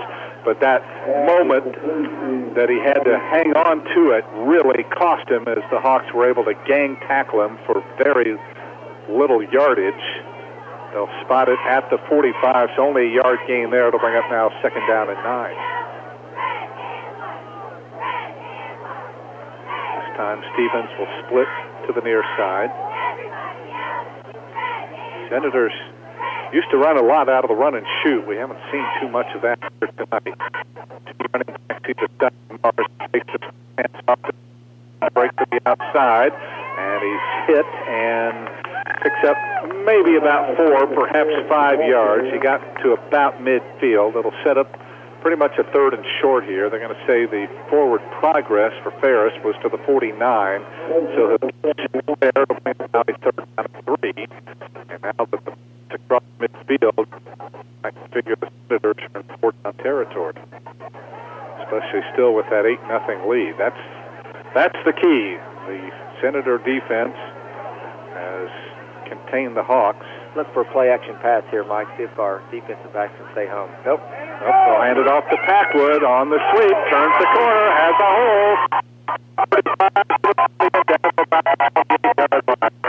It looks like the Hawks smell that out, but Senators checked out the end, and the defensive back on this side, and Packwood able to break off a huge one. 21 yards to the 28, and a first and 10 now for the Senators, and now you know they are in four-down territory. And now the Hawks defense is really going to have to stiffen up here.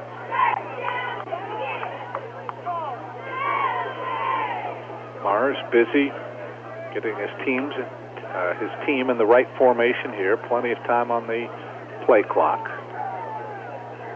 Mars out of that pistol formation, takes the snap, hands off to Ferris.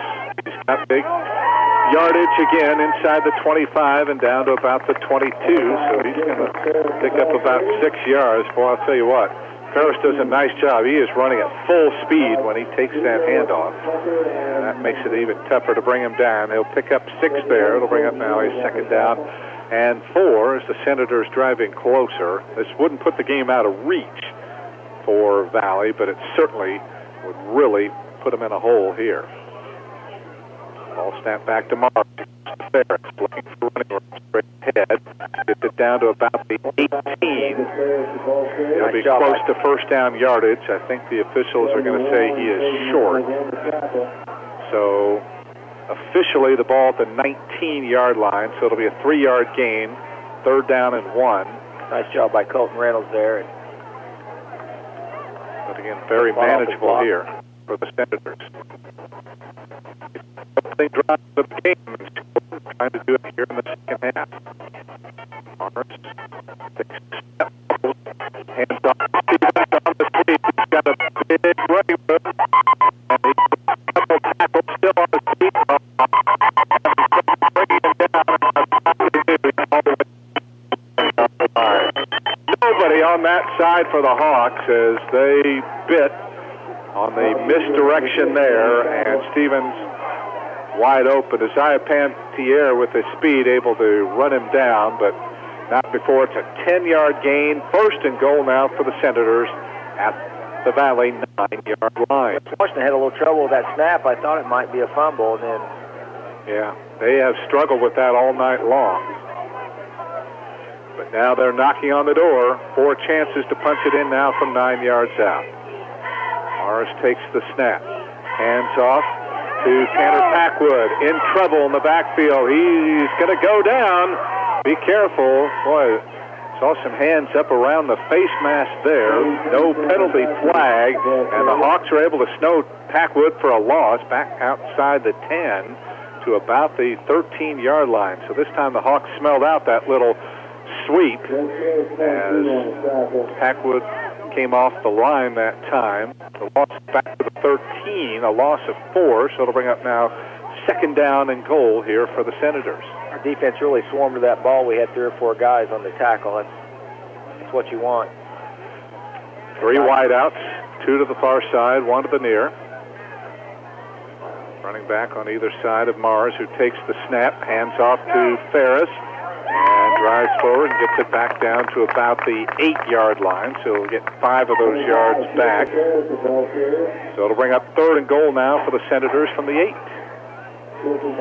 Valley tries desperately here to keep the Senators out of the end zone and keep this a one-score football game, as we have eaten up a good portion of the third quarter. We're already down under 4 minutes to go, third quarter.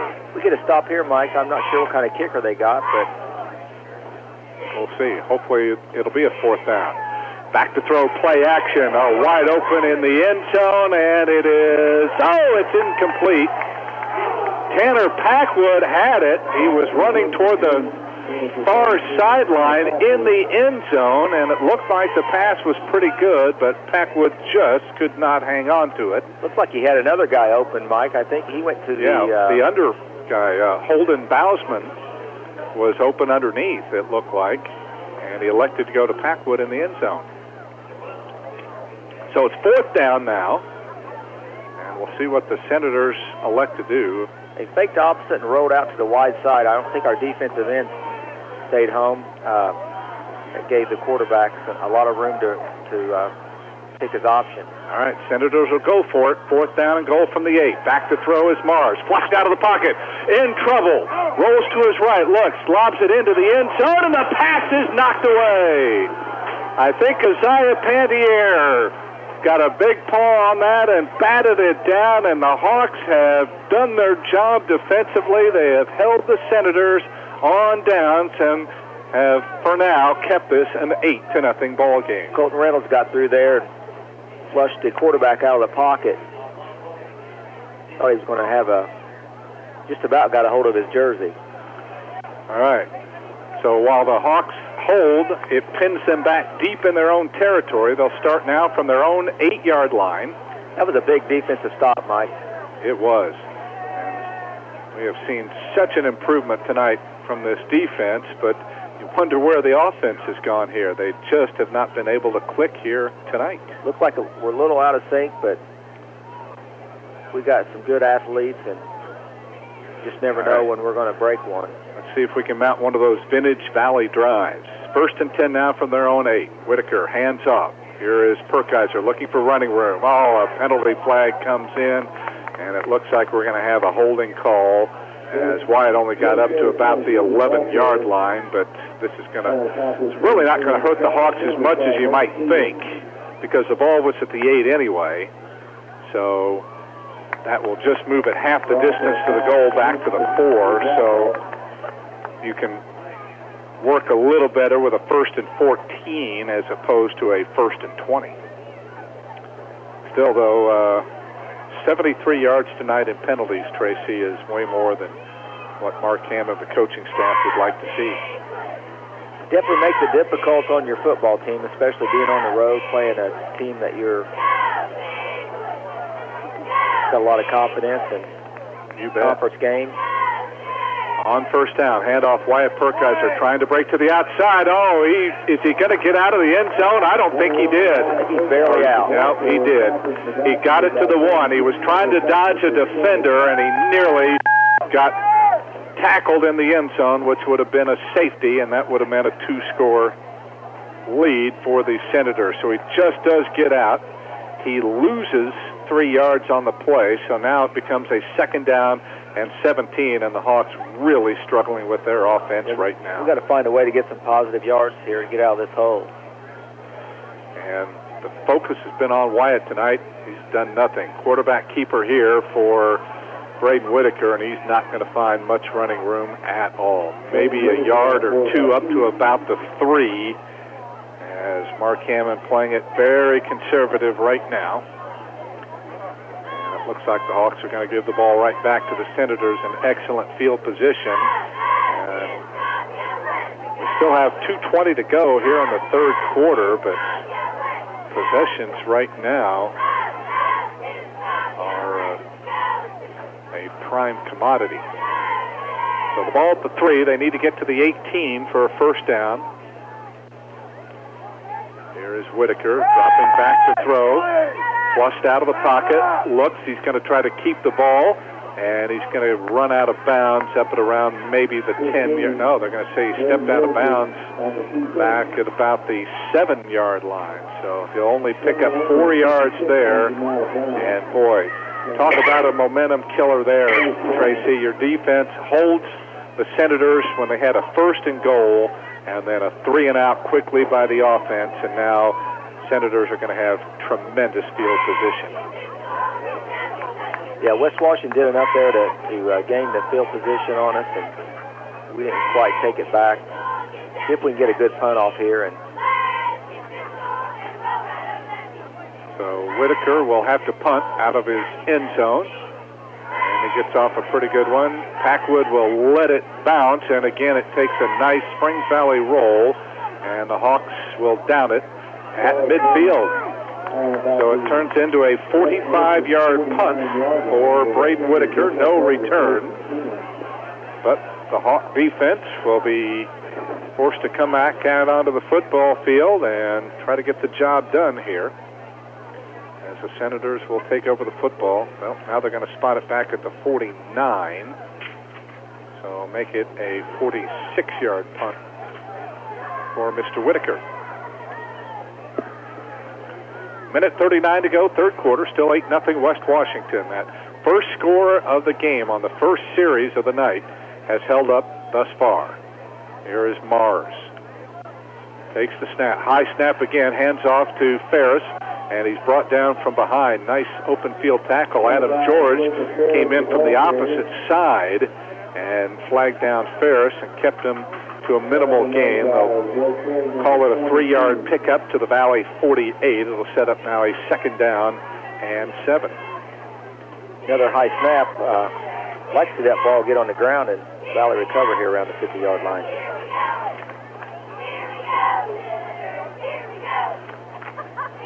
Two running backs to either side of Mars. Out of the pistol, again a high snap. Has trouble. Now finally hands it off to Tanner Packwood, and now a flag comes down. As Packwood goes down, he's actually going to lose a yard back to the 49, but there was some extracurricular activity over on the near side of the football field. Let's see what they're going to call here. It's going to be a hold against the Senators.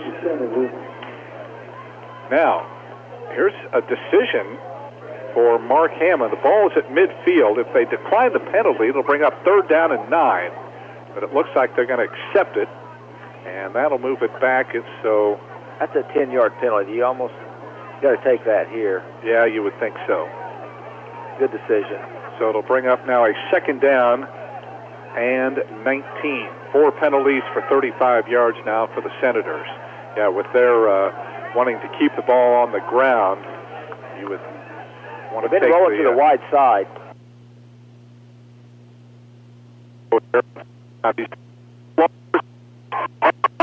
Somehow made the catch over Zach Kahn. Unbelievable reception there for Bobby Stevens. He just went up over Zach Carnes and hauled it in. Unbelievable catch for Bobby Stevens. And you just got to salute the player for making a tremendous reception there. It'll go for 34 yards and a big first down for the Senators. Nothing Zach Carnes could do. He was. So on first down, handoff to Ferris. Oh, and he has clobbered Justin Shipman. Came in and pulverized Ferris right at the line of scrimmage. They might actually give him a yard here to the 25. They will, to set up now a 2nd down and 9. But boy, those were like two freight trains colliding head on there. And that may bring us to the end and will. of the third quarter. So the Senators will have a 2nd and 9 at the Valley 25. That's the end of the third quarter with a score. West Washington 8, Springs Valley nothing on the Fast Eddie's Country Store and Deli scoreboard. Back for the fourth quarter in a moment. This is Springs Valley High School football. Signs may come and go, but one sign to watch out for that will always be there when you're buying or selling property is Trinkle Group Real Estate in Bailey. You can count on Trinkle Group to help you find just the right home or property in the exact setting you're looking for. Trinkle Group Real Estate is a member of a multiple listing service with many residential and commercial listings in the area. Talk to Rosemary Trinkle or any of her agents, and they'll get to work for you right away. For real estate appraisals, just look for the green and yellow signs of Trinkle Group Real Estate in Bailey. Call 877-723-5593. As parents of a child who was actively involved in school athletics and extracurricular activities, Brian and Annette Hawkins of Wolf Contracting know the sacrifices parents make in attending games and getting them to and from practice, and salute these parents for their extraordinary commitment. As citizens who care about our environment, the Hawkins hope you'll join them in their recycling efforts to make Orange County a safe and enjoyable place to live. Proud to call Orange County home. Wolf Contracting, just west of Paoli.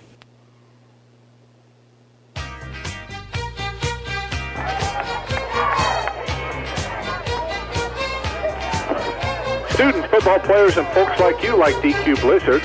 This is the time for a pumpkin pie blizzard of the month at Dairy Queen of Springs Valley. Stop in for a mini blizzard, just $2.88, or have a $5 meal, including Sunday at Dairy Queen in French Lake. With Tracy Tucker, Mike Hamilton at Art Sanders Field in Campbellsburg. We start the fourth quarter. Senators 2nd and 9 at the 25. They lead it 8-0, and the Hawks having trouble bringing down Jacob Ferris, who's been a thorn on the side of the Hawks, as he plows his way down inside the 20 and down to about the 18. He'll pick up 7 there. It'll set up now a 3rd and 2 here for, well, actually they move it back to the 19, so make it a 6-yard gain. Sets up a 3rd down and 3. Hawks have not been able to generate anything offensively here tonight, but their defense has looked so much better. Mars hands off Packwood, looking for first down yardage. He's tripped up. Not a long gain, but he didn't need a whole lot for the first down, and I think they're going to say he did get enough, or did they? We'll wait for the official word here, and it is. It's going to be a first down. The 16, 3 yards there for Packwood. Valley 6. As we end the fourth quarter, it's almost imperative here that Valley keep West Washington out of the end zone.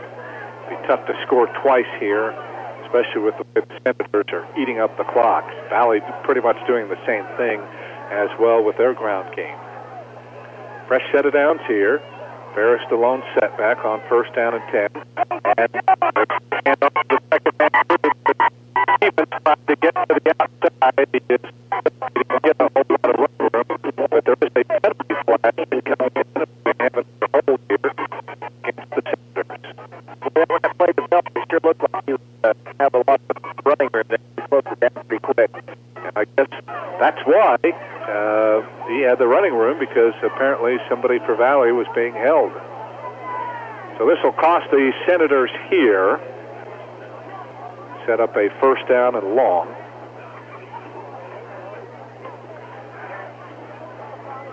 Officials have not been in any hurry tonight, marking off the penalties. Move it back to the 25. So give Stevens a gain of 1, kind of like he did last time.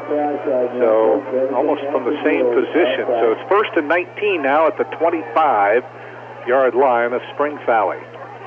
Mars, offset eye in the backfield, takes the snap, hands off Ferris, straight ahead running, and he picks up good yardage again, pounds his way inside the 20, got most of that holding penalty back.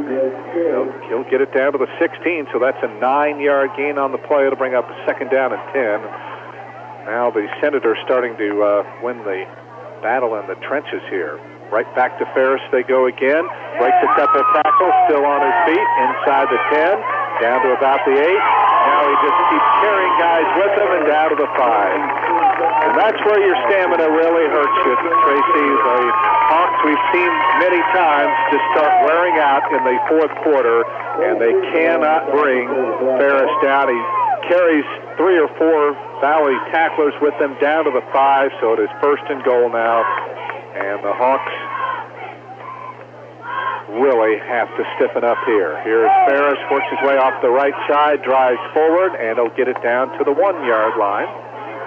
It does seem like they're getting off the ball a little quicker than we are at this point. I'm not sure if we're wore out or if they've changed their cadence and just need to watch the ball and beat them to the punch. So the Senators on the verge of their second score. Mars out of the pistol, takes the snap, hands off to Ferris. This time he is stacked up, driving forward, and does he get in? No indication from the officials yet, and they say he did not. So the Hawks hold Ferris there. The ball on about the half-yard line now. 4 down goal, so Senators still have chances to try to put it in here. Let's see if they go back to Ferris once again.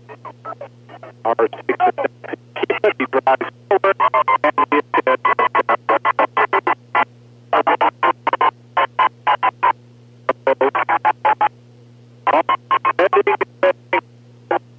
Here early in this fourth quarter of play, but again, their offensive inabilities tonight, Tracy, giving West Washington great field position, and it really put a lot of pressure on the defense.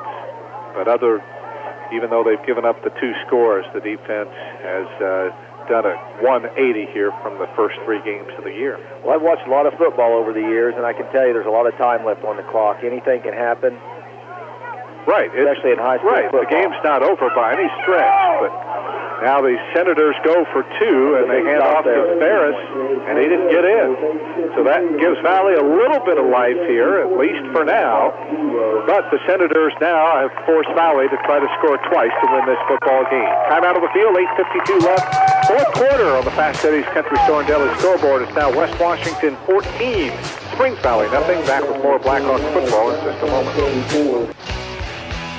Rolling Tire and Auto, your auto value dealer in West Baden, gives new meaning to the term complete car care. It starts with Rolling carrying a full line of auto parts for all you do-it-yourselfers. Not just parts, but the tools to install them. Then it moves to tires, where you can choose from some of the best brands in the business, including Uniroyal, Michelin, and BF Goodrich. And then with 2 full-time certified mechanics, Rolling will get you back on the road with repairs on services from air conditioning to wheel alignments and everything in between. Celebrating 50 years of providing the area with the best in automotive care. See them on the Boulevard in West Baden or visit rollingtireandauto.com. This is Springs Valley senior running back Zach Carnes. Now back to more Blackhawks football with Mike Hamilton on Q100.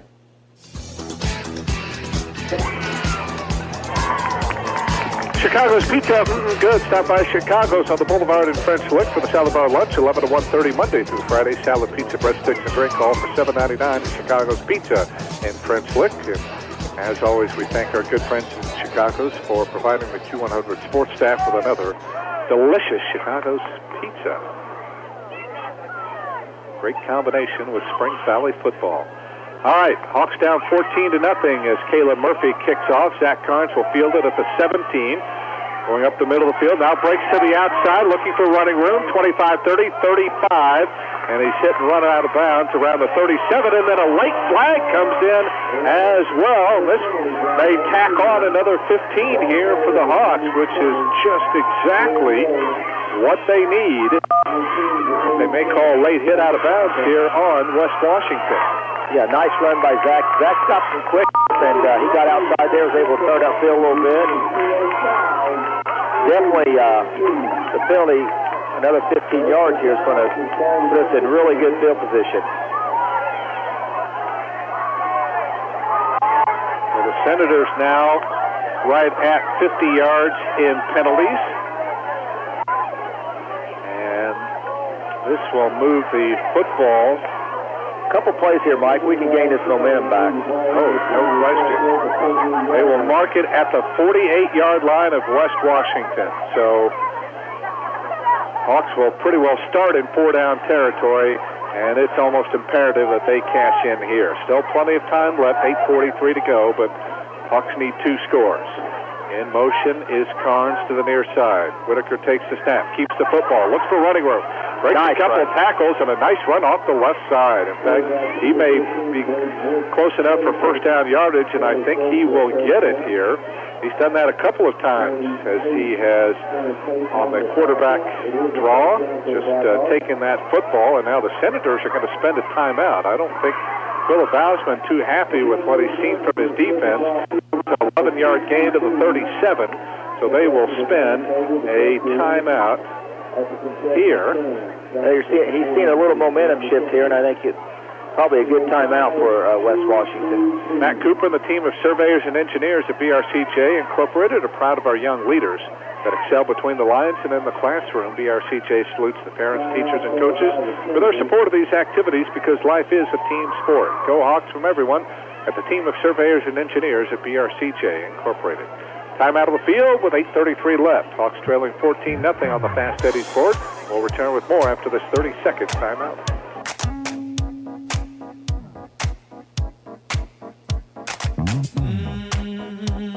Orange County REMC is now offering you affordable protection for your home. Home security systems are available for members and non-members and will provide protection from fire, carbon monoxide, and theft. These systems are continuously monitored so you'll have a peace of mind whether you're at home, work, or on vacation. You might even qualify for a discount on your homeowner's premium. Packages starting at $199 with monitoring starting at $24.95. For more information on these home services, call Orange County REMC at 812-865-2229.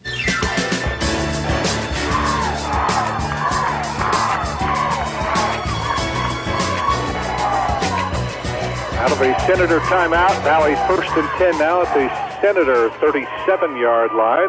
Whitaker takes the snap, drops back to throw, looks. He is going long, and it is tipped away at the last second. Cole Cooper, the intended receiver, and I think it was Nick Mars that got a hand up there and deflected the ball away.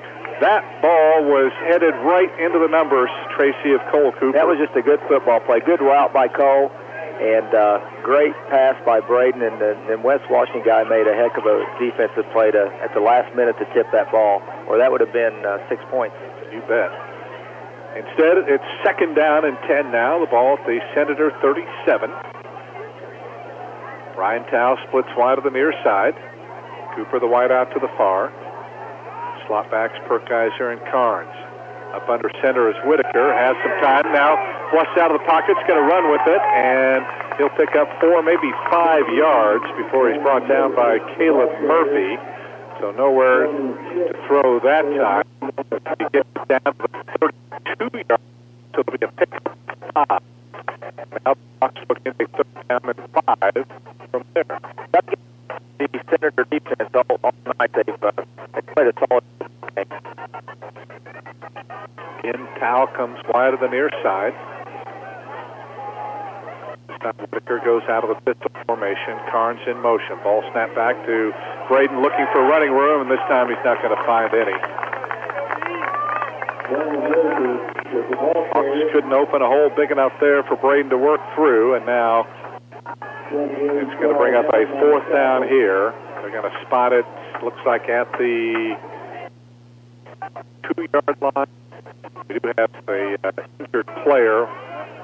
That is Michael Chambers. And they do stop play. They actually are going to say forward progress was the 31. So a 1-yard gain for Whitaker there, but it is 4th down and 4. And 7:18 to go. There's still plenty of time, but man, you got to be able to convert this. Let's see if the Hawks can do it. Whitaker up under center this time. Low, the lone setback. Back to throw is Whitaker. Looks, rolls to his right. He's going to lob it up for Zach, and the pass is broken up. But there is a penalty flag down here, and it's probably in the area of holding. And the Senators will probably decline it and take the football. We'll wait for the official word. It is holding against Valley. Senators will decline it, and they will take over the football. Not sure anybody was open there, Mike. Said Washington's done a they great were job. going to Zach Carnes, but Braden laid it up maybe a little bit too long that time, and that allowed Tanner Packwood to get over there and knock the ball away. So the Hawks... Nice to create a turnover here. Yeah. Will give up the ball, and the Senators have it back. Now from their own 31-yard line, and now Valley's got to figure out a way to get the ball back once again. They cannot allow West Washington to move the ball down the field here. 4 wideouts in the ball game, and now I think Valley's going to spend a timeout. So the Hawks take time here. Students, football players, and folks like you like DQ Blizzards. This is the time for a pumpkin pie blizzard of the month at Dairy Queen of Springs Valley. Stop in for a mini blizzard, just $2.88, or have a $5 meal, including Sunday at Dairy Queen in French Lick. Breaking the action with 6:56 to go, fourth quarter. West Washington leads Valley 14-0 on the Fast City scoreboard. Back with more Hawks football right after this. Go Blackhawks and go to Springs Valley Supply on Highway 145 in French Lick. Stop by for top quality Valspar paints for interior and exterior protection. And see the line of Cabot stains for steps and decks at Springs Valley Supply, your steel dealer in French Lick. Hello, Valley football fans from Valley Marathon, where you can satisfy your gas tank and also satisfy your hunger with grilled chicken sandwich for just $2.89, or have a fresh grilled tenderloin for $3.59. We now offer big 44-ounce soft drinks for only 99 cents, and 2-liter Pepsi products just 99 cents at Valley Marathon.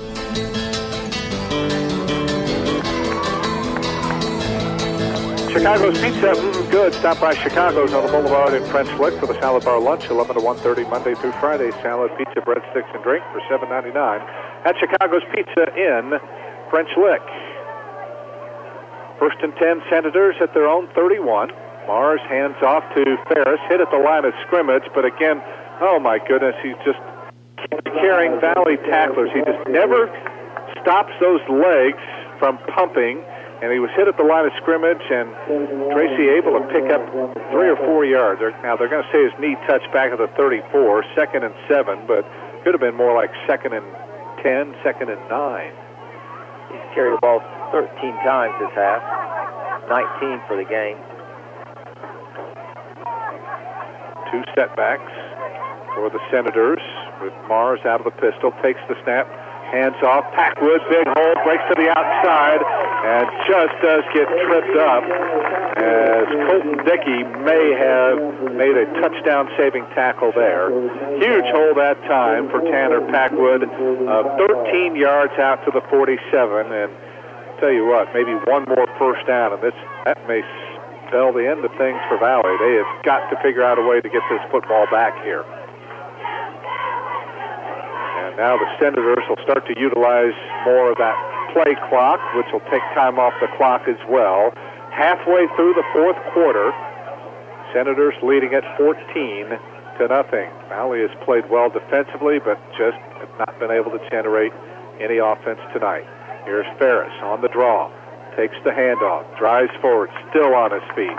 Hawks, again, continuing to have trouble bringing him down. He crosses midfield into Valley territory. They'll spot him at the 48-yard line. It'll be a gain of 5. It'll bring up now a 2nd down and 5, and Hawks just cannot afford to allow that much yardage on first down.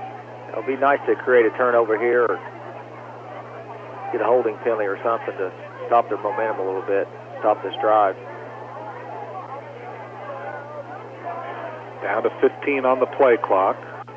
3 wideouts to the near side. Hand off to Ferris. Works his way off the left side. Picks up a couple of yards. Caleb McCracken, he's been battling injuries most of the year. Good to see him in there. He makes the stop. Gain of 2 to the 46. So now West Washington looking at a 3rd and 3. Yeah, great to see Caleb in there. He's a sophomore, great kid, hard worker, and he's had a really good night tonight. Not so sure the Senators would want to go for it on 4th down, so if Valley can stop them, they may force the punt, because I don't think Philip Bausman would want to take a chance on giving Valley good field position. He may try to draw them offside. There's the handoff to Packwood, trying to get to the outside. He'll be close to the first down, brought down by Isaiah Pantier. at the 43-yard line. Let's see what they say here. Maybe close enough. Nope, they're going to call it a first down. Oh, my. Not even going to measure. I'm not sure if Mark Hammond likes that. But he does pick up 3 yards and a fresh set of downs for the Senators once again here.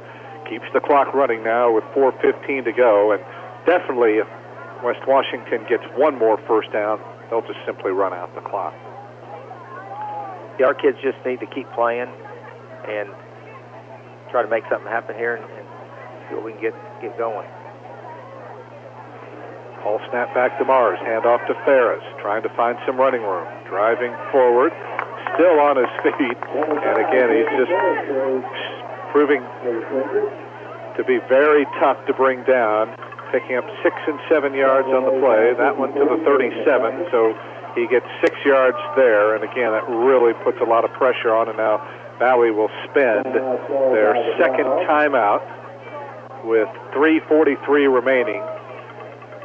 Time starting to become a factor here in this football game. Matt Cooper and the team of surveyors and engineers at BRCJ Incorporated are proud of our young leaders that excel between the lines and in the classroom. BRCJ salutes the parents, teachers, and coaches for their support of these activities because life is a team sport. Go Hawks from everyone at the team of surveyors and engineers at BRCJ Incorporated. Time out of the field. West Washington up 14-0 on the Fast Eddie scoreboard with 3:43 left. Back with more Valley football in just a moment.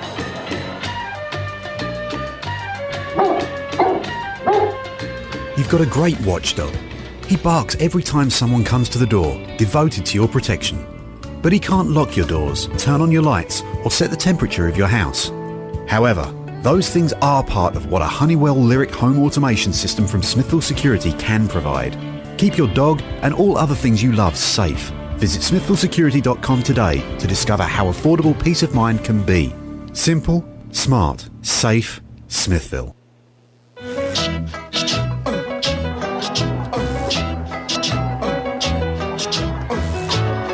Valley spending their second timeout.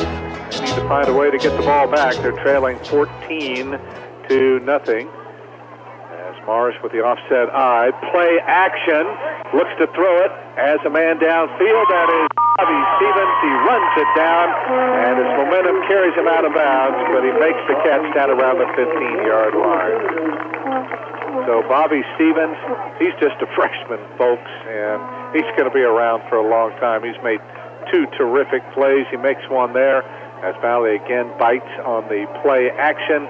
All the way down to the 16-yard line. That's a 21-yard pass play. And now with just 3:35 to go, the Senators can really milk that clock now.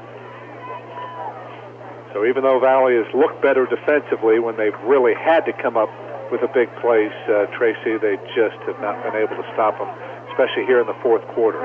Yeah, and their quarterbacks had some success rolling out to the wide side of the field. And off to Ferris, hit at the line of scrimmage, spins his way forward, still on his feet. It's going to pick up 5, maybe 6 yards on the play. So, again, the Hawks are going to have to find a way to improve their tackling techniques. They're trying to still tackle high, and it's allowing Ferris just to keep those legs pumping. He gets 6 yards there, down to the 10. It'll set up now a second down and 4. So Valley cannot come back here. Victory number 1 on the season will hopefully come next Friday night when we make the trip over to Seymour as they play the Trinity Lutheran Cougars for the first time. Well, regardless of the outcome, Mike, the defense definitely has made some huge improvements over. Right. And, we knew they'd play a little better tonight. Mars hands off to Ferris. Dodges right, comes back left, fighting for yardage. Still on his feet as the Hawks continue to have trouble bringing him down. And he's down around the 5-yard line. That should be enough for the first down. They needed to get to the 6. So it's a 5-yard pickup there for Jacob Ferris, and it's a first and goal now for West Washington. Well, he's certainly the type of running back you want in this situation. He can handle some punishment, built low to the ground, and West Washington just wanting to control the football here, obviously, once they got it. They're in no hurry now. Valley does have 1 timeout left. They elect not to take it here. Still 17 on the play clock. That's where that 40-second play clock comes into play here. Now Mars sets his team. Takes the snap, hands off to Ferris, driving forward, and he is in. Touchdown for West Washington. So the Senators will ice it here with 2:02 to go as the Hawks just wearing down here in the fourth quarter, and the Senators now have a 20-0 lead with just a couple of minutes remaining here in this football game.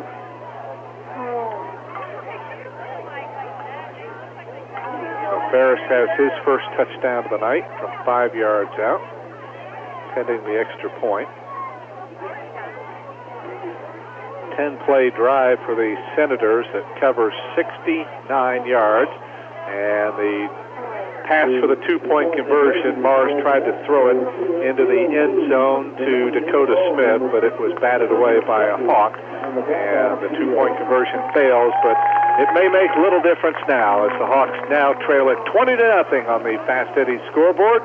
We'll step aside for a quick break and be back with more Blackhawks football in just a moment.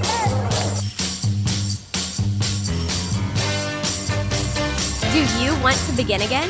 At Springs Valley Bank and Trust, you can begin again with our Spring Back checking account. Don't qualify for a traditional checking account? No problem. Springs Valley Spring Back Checking is designed for those who want to reestablish a positive banking history and be in control of their own personal finances. Call, click, or stop by any banking center to learn more about Spring Back Checking and how you can begin again. Loyal to you, your family, and your future. Member FDIC, Equal Housing Lender. This is Springs Valley senior quarterback Braden Whitaker. Your power station for Blackhawk Sports is Q100 WFLQ.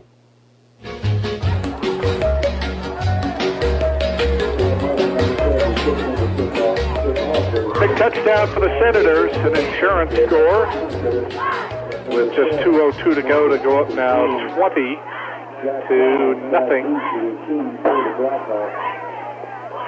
Despite giving up the score, the Hawks still having big points come off. 68-50 to 38, and now down to 20. So definitely going in the right direction. Definitely going in the right direction, but this time the offense pretty much let him down. Murphy kicks off. Isaiah Pantier fields it at the 17 to the 20. Runs into his own man, tries to get away. Trying to break to the outside, gets a nice block, able to turn the corner. He's up to the 30, he's up to almost the 35, and then he is finally brought out of bounds. And then another penalty flag comes in here. And we'll see what this one is all about. Of course, the Senators in sectional 48, I'm sure Valley has to think that despite the score, that Hawks were very competitive with this West Washington team, so if they play it 4 or 5 weeks, might be a different outcome. But we'll have to see how that goes. So another penalty here on the Senators, I believe, will move this one up. Give Valley better field position.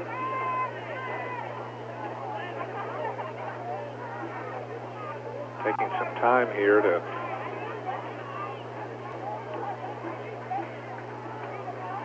I think the referee is speaking with Philip Bausman there about something. I don't think Philip was too happy with whatever the call was.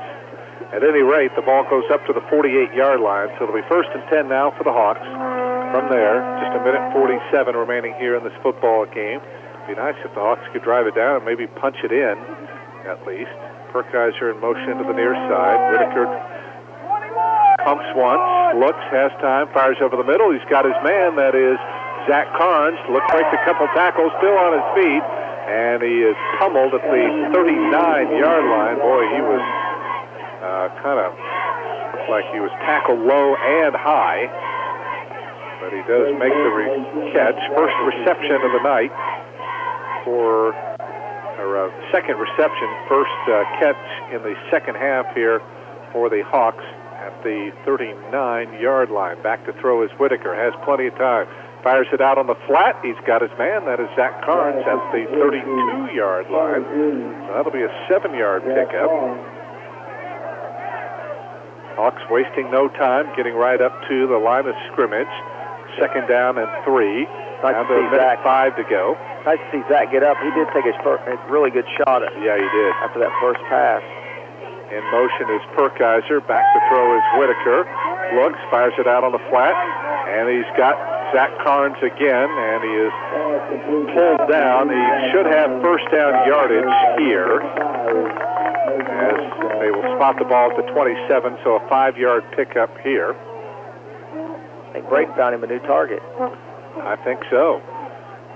Valley right back up to the line of scrimmage. Clock running, 45 seconds to go. Whitaker to throw again. Fires over the middle, and it is trapped as Wyatt Perkiser was the intended receiver. He was wide open over the middle, but Braden had to unload quickly that time as he was feeling the heat and just kind of underthrew Wyatt by a tad. 2nd and 10, stops the clock now with 39 seconds to go. 20-0 Senators. They'll improve to 3-1 on the year, beat Valley for the 11th consecutive time. Valley will drop to 0-4. Carnes in motion to the far side. Whitaker dropping back to throw. Looks, fires over the middle, and the pass is batted down. Not sure Wyatt Perkiser was in the vicinity. He fell down. I'm not sure if Braden was maybe trying to go to him or not, but at any rate, it'll bring up now a 3rd down and 10. Braden now is 7 of 18 in the passing department for 100 yards. He's hit 2 targets tonight. Wyatt has caught 3 balls, and Zach has caught 4. Cooper splits wide to the far side. Now the wide out to the near. Carnes in motion to the far side. Ball snapped back to Whitaker. Feeling the pressure. Rolls to his right. He'll keep the football, and he will be forced out of bounds inside the 20 at about the 19-yard line. So he'll pick up 8. That'll set up now a 4th down and 2. Not a bad night running here for Braden. That was his 12th carry. He's up to 77 yards now. He's had some nice runs tonight. He has. So Hawks need to convert here. 4th and 2. They have not converted a 4th down all night long. Be a good time to do it.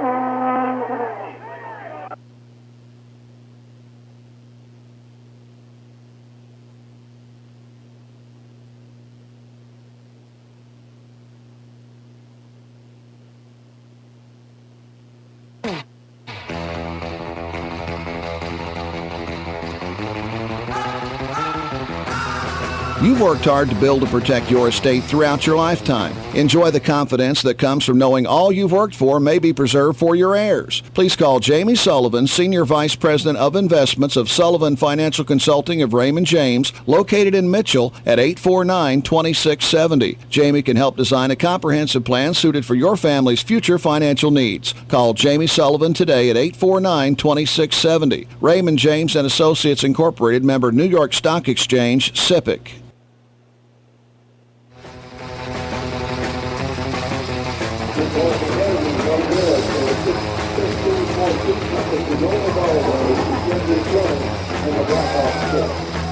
Well, internet phone lines not as reliable as we think they are. We apologize for being off there. In the meantime, the Hawks do finally break onto the scoreboard with just 15 seconds left to go on a 4th and 2 from the 19-yard line. Braden Whitaker hit Wyatt Perkiser over the middle. It looked like Wyatt picked the ball up off the ground or trapped it. The officials made no call. It looked like West Washington stopped, and it was clear sailing for Wyatt there, Tracy. He ran the last 10 or 15 yards into the end zone. Yeah, that official was right on the play there, so it was from up here. You couldn't really tell if they hit the ground or not. But Hawks will take it, though. So the Hawks will not be shut out tonight. It'll go as a 19-yard touchdown pass from Braden Whitaker to Wyatt Perkiser. Hawks tried to throw into the end zone for the 2-point conversion, but the pass for Ryan Tao was high and through his hands and incomplete. So it's 20-6 now. And obviously, the Hawks are going to try the onside kick. They've got Braden Whitaker out there. And the all-hands team for the Senators, I'm sure, on the line as well. That was a 7-play drive for the Hawks, covering 52 yards in 1 minute and 47 seconds. So there's the onside kick. It's through a West Washington player. Scramble for the loose ball, and now falling on top of it is none other than Jacob Ferris, the man that has really hurt the Hawks all night long. So with 15 seconds left, I'd say the Senators, they just have to take a knee here, and that will do it. So Valley woes against West Washington continue, as they will drop their 11th in a row. At least, hopefully they'll build some momentum going into next week, getting that late score with just 15 seconds remaining. So indeed, Mars up under center will take a knee, which he does there. And the final few seconds of this one will run out, and the Senators continue their domination over Springs Valley. So West Washington, despite losing so many players from last year, still good enough to beat Valley on this particular night. Chicago's Pizza, good. Stop by Chicago's on the Boulevard in French Lick for the salad bar lunch, 11 to 1:30 Monday through Friday. Salad, pizza, breadsticks, and drink for $7.99 at Chicago's Pizza in French Lick. Well, that's how the Senators celebrate a victory with fireworks down on the north end of the field. Their team is now 3-1 on the year. They even their conference record now at 1-1. And the disappointed Hawks will try again next week, but they dropped to 0-4 on the year, and they are now 0-3 in PLAC play. Now they just could never get the offense in full gear here tonight. Their defense so much better as they give up half the number of points they did last week to Paoli, but not enough as the Senators come away with a victory here on their home field. We'll be back to recap all of tonight's action in a moment. The final score here this evening on the Fast Eddie's Country Store and Deli scoreboard, the West Washington Senators 20, the Springs Valley Blackhawks 6. You're listening to Springs Valley High School Football.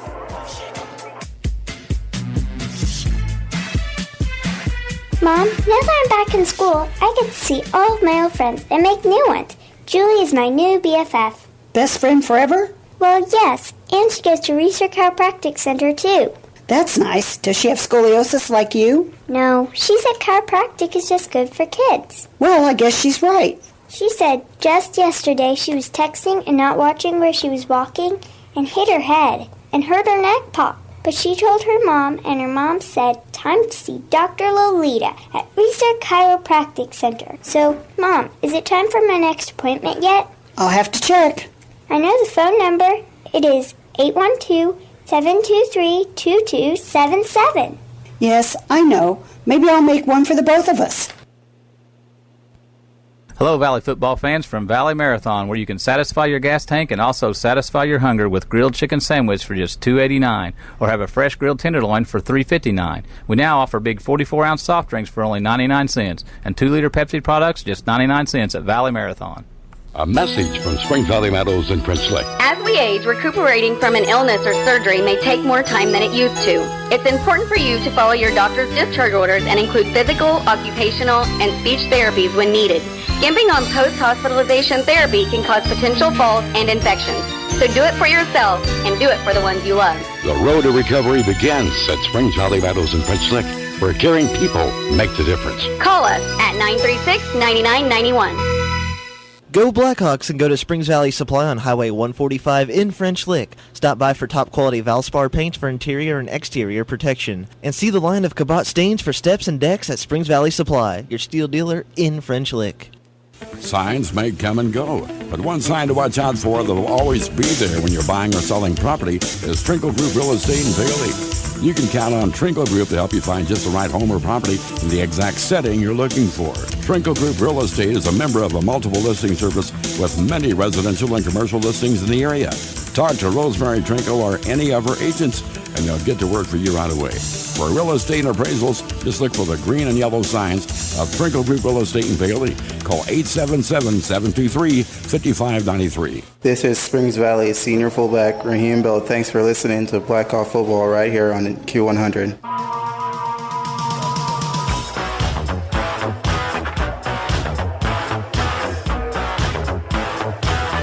Before we go any further, let's pause 10 seconds for station identification. You're listening to Springs Valley High School football. You're listening to the 6,000-watt sports voice of the Valley, WFLQ, French Lick, Indiana.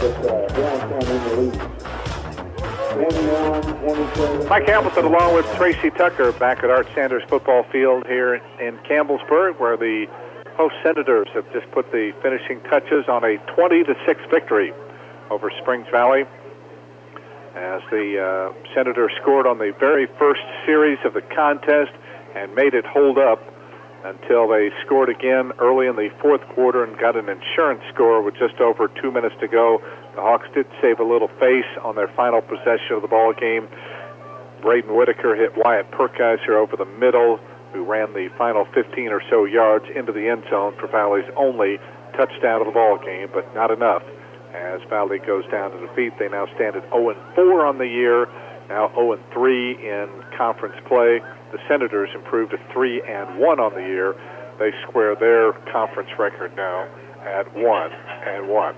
Frustrating tonight, Tracy, certainly for the Hawks, because we saw the defense really shine on so many occasions here tonight, but where the offense has been solid for the most part, maybe with the exception of last week, which, again, could be understood because of the weather, but Valley could just not get anything sustained here tonight. Yeah, obviously it's disappointing to lose.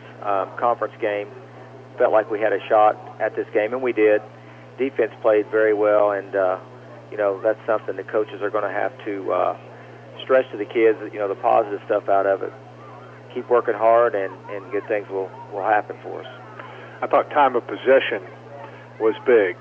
The Senators had the ball for 16 of the 24 minutes there in that second half of play. I thought that really wore down Valley's defense. Yeah, they got the Ferris boy going a lot more the second half. He was able to grind out some yards, and they were able to control the ball a little bit. And their defense played well all night. They were in position. We were able to hit on some plays, but pretty much they covered our receivers pretty well tonight. Well, let's take a look at the scoring in the contest. Senators got things going in the opening quarter. They took the initial possession of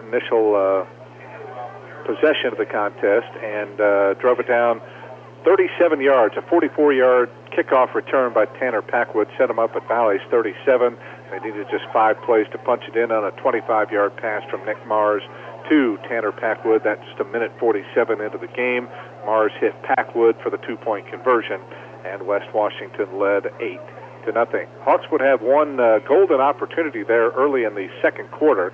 They had a first and goal at the West Washington 5, but could not find a way to punch it into the end zone. So that's the way we went into the dressing room at halftime, with the Senators up by that 8-0 margin. Neither team would score in the third quarter, and the Senators finally put together a drive that would give them a 2-score lead, taking over at the 1:39 mark of the third quarter. They went 51 yards in 10 plays, using 4:47 of the clock. Nick Mars punching it in from a yard out. The run for the 2-point conversion was no good, and with 8:52 left, Senators had a 14-0 lead.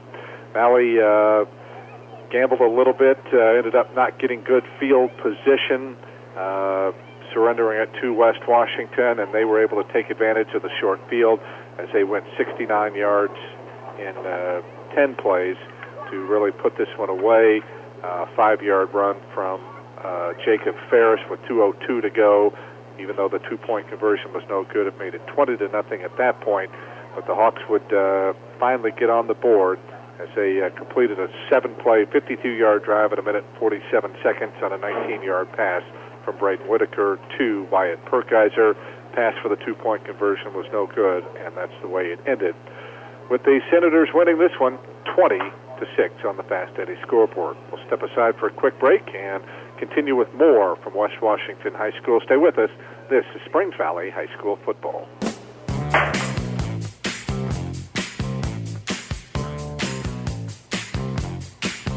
What's better than enjoying a fine meal at 33 Brick Street in French Lick? Savoring each mouth-watering bite on their outdoor patio and courtyard. Enhance your 33 Brick Street dining experience by taking in the open air during these warm months. Their patio and courtyard, featuring a fire pit, is perfect for special occasions or events, including wedding receptions, anniversaries, birthdays, and more. They can even design a special menu for your event. Make your reservations by calling 33 Brick Street at 936-3370. That's 936-3370. 33 Brick Street in downtown French Lick. Good food, all in a legendary atmosphere.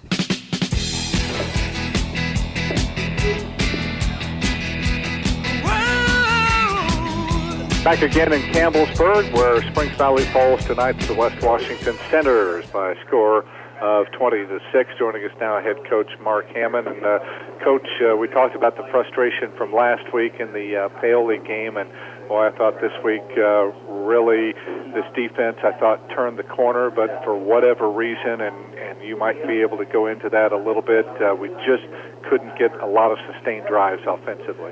Yeah, I tell you, you got to give a lot of credit to their defense, and we knew their defense is always consistent. They play that 4-4. They're very disciplined, and we had trouble up the middle tonight. They had two defense tackles, and they two middle linebackers made a lot of plays, and we just couldn't stay on those blocks long enough to really free up our run game. Like I said, sustain some drives, miss some throws early, and when I say throws, either they hit them in the hands, they drop it, or we just overthrow it a little bit, and like I said, that really hurt us. And I think just thoughts and prayers are with Jackson Land. He found out 10 minutes before he might have mono or whatever, so kind of threw a little kink in us right before we go. But again, the kids are resilient. They stepped up. They were playing their hearts out for him, and hopefully he'll be all right. Like I said, just mono, but again, I know he was hurting on the sideline, wanting to be out there, and so again, you got to love kids like that. But again, I just think again, you got to give a lot of credit to their defense, and again, our defense stepped up in a lot of ways and played really hard, and that's why I just told the kids, I said I'm proud of all of them. They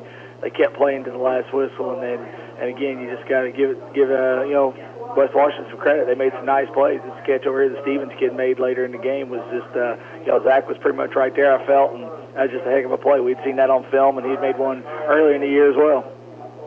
Yeah, like you said, Coach, I think that, big step up for the defense tonight. And, I look at, a couple of key parts of the game, and you're going to obviously know this, but the opening kickoff, and then not being able to punch it in there when we were inside the 5-yard line.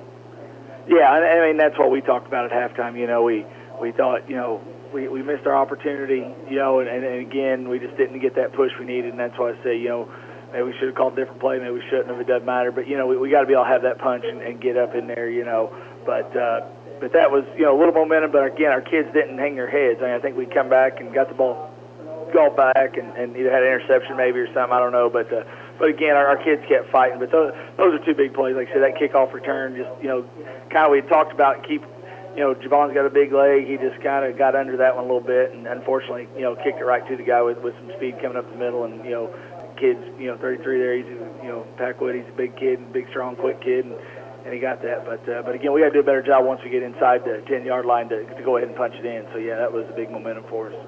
Coach, I thought another key, West Washington held the ball for 16 of the 24 minutes there in the second half, and you could tell with that defense out of there. And Ferris, the kind of kid he was, Chuck Akers used to say, that kind of kid is like trying to tackle a fire hydrant, and boy, he was tough to bring down for a while. Well, and we knew that. Like I said, we were trying to, make some plays in the first half. They kind of got away from that, I think, and, once the second half started rolling, I think they come back with a bigger focus to getting the ball and get him involved. And like I said, our kids were firing at him and keep going. But like I said, he just kept feeling the momentum and getting a little bit stronger, I thought, as the game gone on. And like I said, our defense being out there, didn't realize it was that big a time disparity. But again, you knew they were wearing down a little bit. But they just kept fighting. We got to, unfortunately, it looks like we're getting a little sick bug over there. We had quite a few kids coming off the field and kind of hacking a little bit. So let's hope it's not anything real major and we can get going again. Coach, I thought another factor there in the first half, you only had one penalty in the second half, but man, those hankies were flying there in that first half. Well, and that's something we talked about as well. As I mentioned in the pregame, we got to stay away from penalties and turnovers, and I think we might have stayed away from the turnovers. I don't know for sure. We had the one interception, right? Yeah. And but other than that, like I said, it wasn't a horrible play, and then the penalties that were too much, and that's what I was really upset with, because some of them were just, there's not a time to have a good penalty, but some of them were a bad hit. I don't know the late hit on the quarterback, how bad that was. I was watching the ball and didn't know, but there was a couple others that was really blatant and bad, and we got to clean those up. And again, that just gives them a little bit momentum, or gives them 15 free yards where we might get a ball back or whatever. And so we just can't, keep, shooting ourselves in the foot on those type of penalties and those type of plays. Well, one time they're late. After we got down 14-0, we had a nice play. Cole Cooper ran a great route down the middle. Brent had a beautiful pass, and that West Washington kid just made a great play. Yeah. You couldn't have asked for, but we've been setting that up kind of all night, watching that motion, and thought, here we go, here's our opportunity. And talked to Cole a little bit. He probably should have kept bending that thing to the sideline instead of to the middle, but those are things where Cole didn't play last year, and playing receiver this year for probably the first time, and those are things we'll clean up and go. But that just goes back to some of our youth when we talk about it. He's a junior, but again didn't play last year and hadn't played a lot of wide receivers, but he's playing his heart out. He's doing a great job out there and had a really pretty nice game overall. So we'll keep working on those things and keep trying to get better. And I think the key to remember, while we're not seeing the fruits of the labor of this team in terms of wins just yet, they're going to come, but you're heading in the right direction. I agree. And that's the most important thing right now. And that's why I told the kids. I told them I was all proud of them. I said none of them quit, and we are getting better every week. I think a lot of people thought with the McFeeters kid and a lot of these kids gone from West Washington, this is going to be a pushover team, and it's just not. They still got plenty of athletes and plenty of skilled kids on the offensive side and defensive side, and they showed it, but like I said, our kids were fighting tooth and nail. I mean, just scratch and claw and doing anything they could to try to come up with a win. But if the kids keep working hard, like I said, the last 2 weeks have been by far our best weeks of practice. If we can continue that pattern, I think you're right, Mike. We're going to have plenty of wins coming up for this team. Well, like I said before, looking at West Washington, they've been in the same system for how many years? Right. You can tell their kids, they did lose a lot of talent, but maybe not quite the talent coming up this year, but they're in this. They've been in the same system, and you guys are a lot on the other end of that. So, and it's not kind of easy to say that, but right. You're living it and going through it, and that's what we're saying. Well, week 3 here, after 3 weeks of football, that's what I tried to tell them in the locker room. This is not a new system, but you're right, it is. I mean, it is still like I think I probably mentioned in the pregame about we got a lot of kids playing new positions this year. Raheem Bell and Shipman, played linebacker, didn't play linebacker last year. He's back at linebacker. We got I just mentioned Cole Cooper. We got a lot of kids that are in new positions or having that bigger roles, which happens every year, and they're in the same boat. But again, the kids are getting better, and if they can stay with this, and the community and the parents and the fans stay with us, I think you're going to see a lot more exciting football coming up for Springs Valley. Looked like another good crowd tonight. Absolutely, good. Great. Brought a good crowd. And the thing I like is for the last probably 20-some years, I say, okay, Coach, next week we get ready for the Linton Miners. But guess what? We don't have to say that this week. That's right. That's a pretty nice feeling as well. But, each week you got to show up. So it really doesn't matter who the opponent is. And that's why I said we're not going to take anyone lightly. The AD before, he did a nice job getting a different schedule going there. So hey, I don't know who that guy was. Yeah. He did a heck of a job. But, no, it's just one of those things. It was kind of both, Linton and us talking. And then, it is nice for these. We went 3 conference games in a row. So it's nice to have to face somebody else next week and get a new taste of some different action there that we haven't seen before. So hopefully the kids are going to be ready to go and fired up to go over to Trinity Lutheran and play some football. Do we get to play at home again? No. No, I think we're just going to go on the road all the time. No, I tell you, it seems like forever. Yeah, it has, and that's one of those things that you got to understand when you're trying to set up and move schedules around. We were just playing Trinity Lutheran one year before we get Tell City on there, and to make that happen, sometimes you got to appease them a little bit, and they wanted a home game, so that's kind of how that happened. Can you give us a quick preview of the Cougars, what you know of them yet? I really don't know a whole lot. Mike, we focus week to week. We know they're playing some teams, and again, we watching scores, of course, but it's hard to tell a lot of scores. I think Coach Wilson over there is, getting the kids out, and it looks like they're going to sustain it now, hopefully for a little while. So again, we wish them the best, and then we'll start watching film tonight or whenever we get the Huddle Film Exchange online, whether it's tonight or in the morning, and we'll get fired up to go get them. But again, not a lot of known on Coach Wilson. I just know he's coached, I think, 6 or 7 years, been around for a while. So I expect him to be very disciplined and know what they're doing on the football field. All right, Coach, thanks for stopping by. Have a safe trip back to French Lick. We'll talk to you again Wednesday night on Sports Chat. I appreciate that. And again, we appreciate all the fans coming out. And again, just keep supporting this and keep patting the kids on the back because they're doing a great job. So again, we appreciate all the support, and thanks, guys, for following us. Good luck, Coach, and keep working hard. All right, that is Mark Hammond, the head coach of the Springs Valley Blackhawks, joining us after the contest tonight. West Washington wins it over Valley by a score of 20-6 on the Fast Eddie scoreboard. We'll step aside for a quick break and continue with more of our post-game activities from West Washington High School. This is Springs Valley High School football.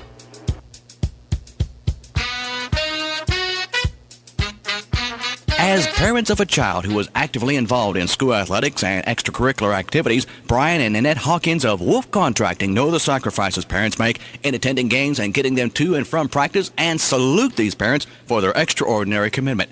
As citizens who care about our environment, the Hawkins hope you'll join them in their recycling efforts to make Orange County a safe and enjoyable place to live.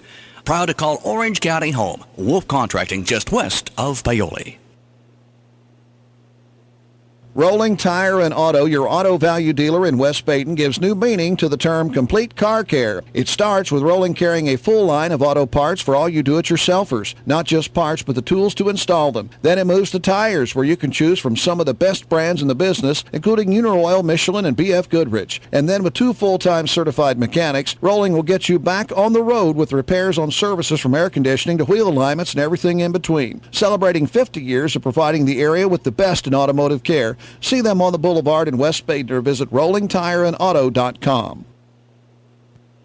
Orange County REMC is now offering you affordable protection for your home. Home security systems are available for members and non-members and will provide protection from fire, carbon monoxide, and theft. These systems are continuously monitored, so you'll have a peace of mind whether you're at home, work, or on vacation. You might even qualify for a discount on your homeowner's premium. Packages starting at $199 with monitoring starting at $24.95. For more information on these home services, call Orange County REMC at 812-865-2229. Signs may come and go, but one sign to watch out for that will always be there when you're buying or selling property is Trinkle Group Real Estate in Bailey. You can count on Trinkle Group to help you find just the right home or property in the exact setting you're looking for. Trinkle Group Real Estate is a member of a multiple listing service with many residential and commercial listings in the area.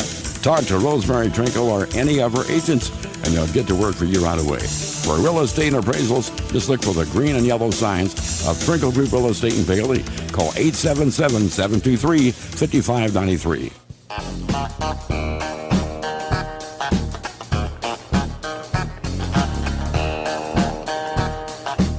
Back once again here at West Washington High School, where the Hawks fall tonight to the Senators by a count of 20-6. I got so wrapped up there and talking with Coach Hammond, and Coach Bausman stopped by as well, good friends with him as he wins his 11th straight over the Hawks that didn't get a chance to finish up some of these numbers, so bear with me. It shouldn't take but a minute to do that. But again, Tracy, it's all about getting better, and you don't win a sectional in week 4 of the season. Certainly be nice to be rewarded with some victories, but those in time will come for this football. They'll come, and I know our coaching staff very well, and they're we've got a quality staff, and they're going to keep working hard, and we've got quality kids too. I know, a bunch of those kids, and they're going to keep working hard, and that's just what you got to do, and it'll eventually pay off.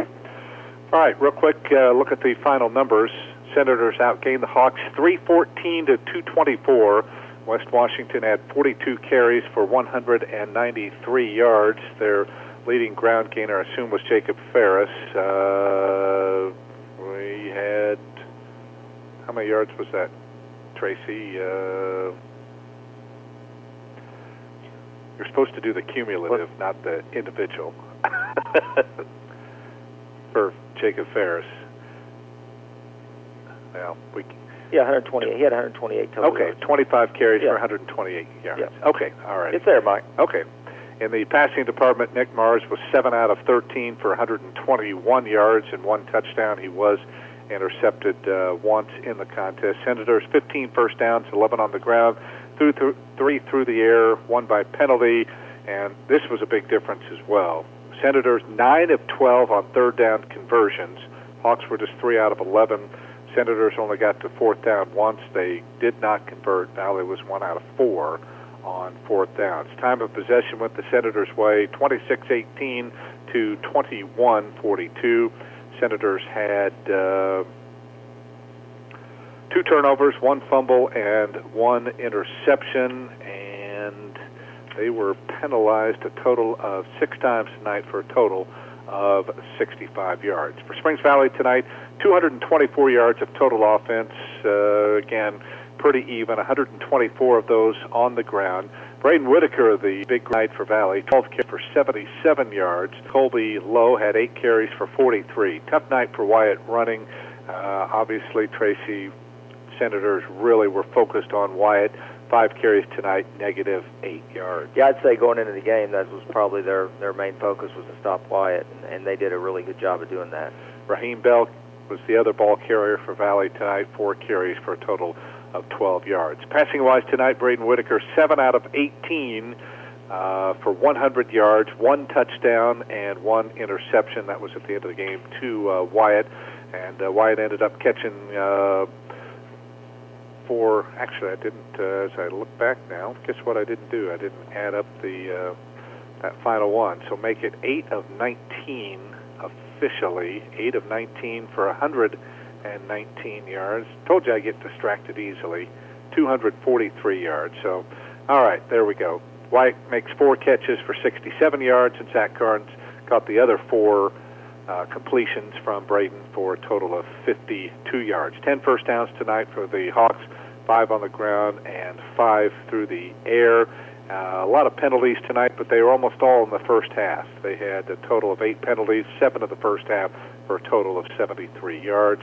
Nick Mars only punted once. That was for 32 yards, while Braden Whitaker punted 4 times tonight, averaging 36 yards per boot. But not enough as the Hawks fall short. But, Tracy, their most competitive game of the year so far, and that's a good sign, and hopefully they continue to move forward with that. And I think they will, Mike. And we knew, like I said, you look at the schedule, we kind of pointing at this game as, taking nothing away from West Washington. They're just not as strong as they have been in the past, but they're still a solid football team. Right. And they're in the same sectional, so could very well see these Senators at some point in sectional 48 play come October. Yeah, absolutely. All right, we'll look forward to next week. The Trinity Lutheran Cougars provide the opposition, a one-time opponent for them, and they've kind of just got their program going. In fact, I don't even think they have a full schedule. They may only play 6 or 7 games on the year, so we'll see how things go, but it'll be the Hawks making the trip over to Seymour next week. Yeah, it's always interesting. You're facing a team that we know nothing about, but on the other hand, they know probably very little about us as well. So, all right, we'll see what happens.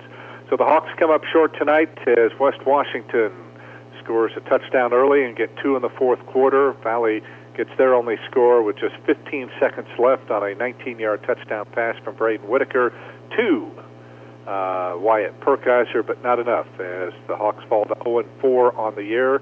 They're now 0-3 in conference play. The Senators square up their conference record at 1-1 overall in the year. Now they are 3-1. Senators have now beaten Valley 11 straight times. Philip Bousman still undefeated against Springs Valley. And West Washington draws a tad bit closer in the overall series now in the 57 meetings. Valley leads at 34-23. So the Hawks will try to pick up their first win of the year in Week 5. That'll be next Friday night when they head over to Seymour to take on Trinity Lutheran. More on that in just a moment. One more bit of business to get in. Students, football players, and folks like you like DQ Blizzards. This is the time for a pumpkin pie blizzard of the month at Dairy Queen of Springs Valley. Stop in for a mini blizzard, just $2.88, or have a $5 meal, including Sunday at Dairy Queen in French Lick. As always, we're grateful to our many advertisers who have allowed us to bring this game into your home car business wherever you might be tuning in, and we're especially appreciative of the cooperation we've received from our participating schools, so we send a thank you to the administration and coaches for both Springs Valley and West Washington High Schools. We hope you've enjoyed tonight's broadcast as much as it has been our pleasure and privilege to bring it to you. Program reminders, IU football coming your way tomorrow, 3:30.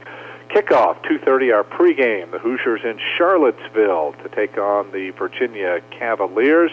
And then make sure you're with us as we resume our coverage of the Springs Valley volleyball team, the Lady Hawks at home, both Monday and Tuesday night. Orleans, the opposition, on Monday. Northeast DuBois coming in on Tuesday.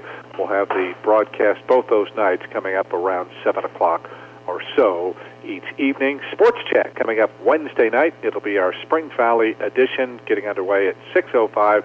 And then make sure you're with us for our next broadcast of Blackhawks football 1 week from tonight. We'll be in Seymour as the Hawks take on the Trinity Lutheran Cougars. Kickoff set for 7 o'clock with our broadcast coverage to begin at 6:35. For our studio engineer this evening, Adam Hole, and for Tracy Tucker, this is Mike Hamilton, bidding you a fine and pleasant farewell from Art Sanders football field at West Washington High School in Campbellsburg. For tonight's final score on the Fast Eddie's Country Store and Deli scoreboard was the West Washington Senators 20, the Springs Valley Blackhawks 6. This is Springs Valley High School football.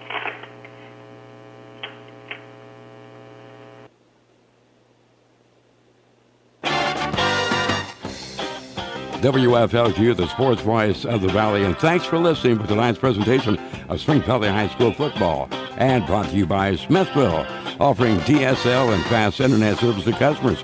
Another way to serve you better. Sullivan Financial, the Raymond James and Associate Investments, Highway 60 and Ninth Streets in Mitchell. Springs Valley Meadows, formerly Metco, Highway 145, French Lick. Rolling Tire and Auto on the Boulevard, West Baden. Treacle Group Real Estate in Bailey. Look for the green and gold signs. 723-4663. Wolf Contracting, west of Bailey, North County Road 275 West, 723-5158. Research Chiropractic in Bailey, the natural way to good health, by 33 Brick Street. Good food and a legendary atmosphere in downtown French Lick. And by Springs Valley Bank and Trust Company, offices in French Lick, Jasper, and Bailey. You can best show your appreciation for the broadcast by telling and patronizing our sponsors. Tune in all season long to hear Springs Valley High School sports on your power station Force. This is Q100 WFLQ French Lick.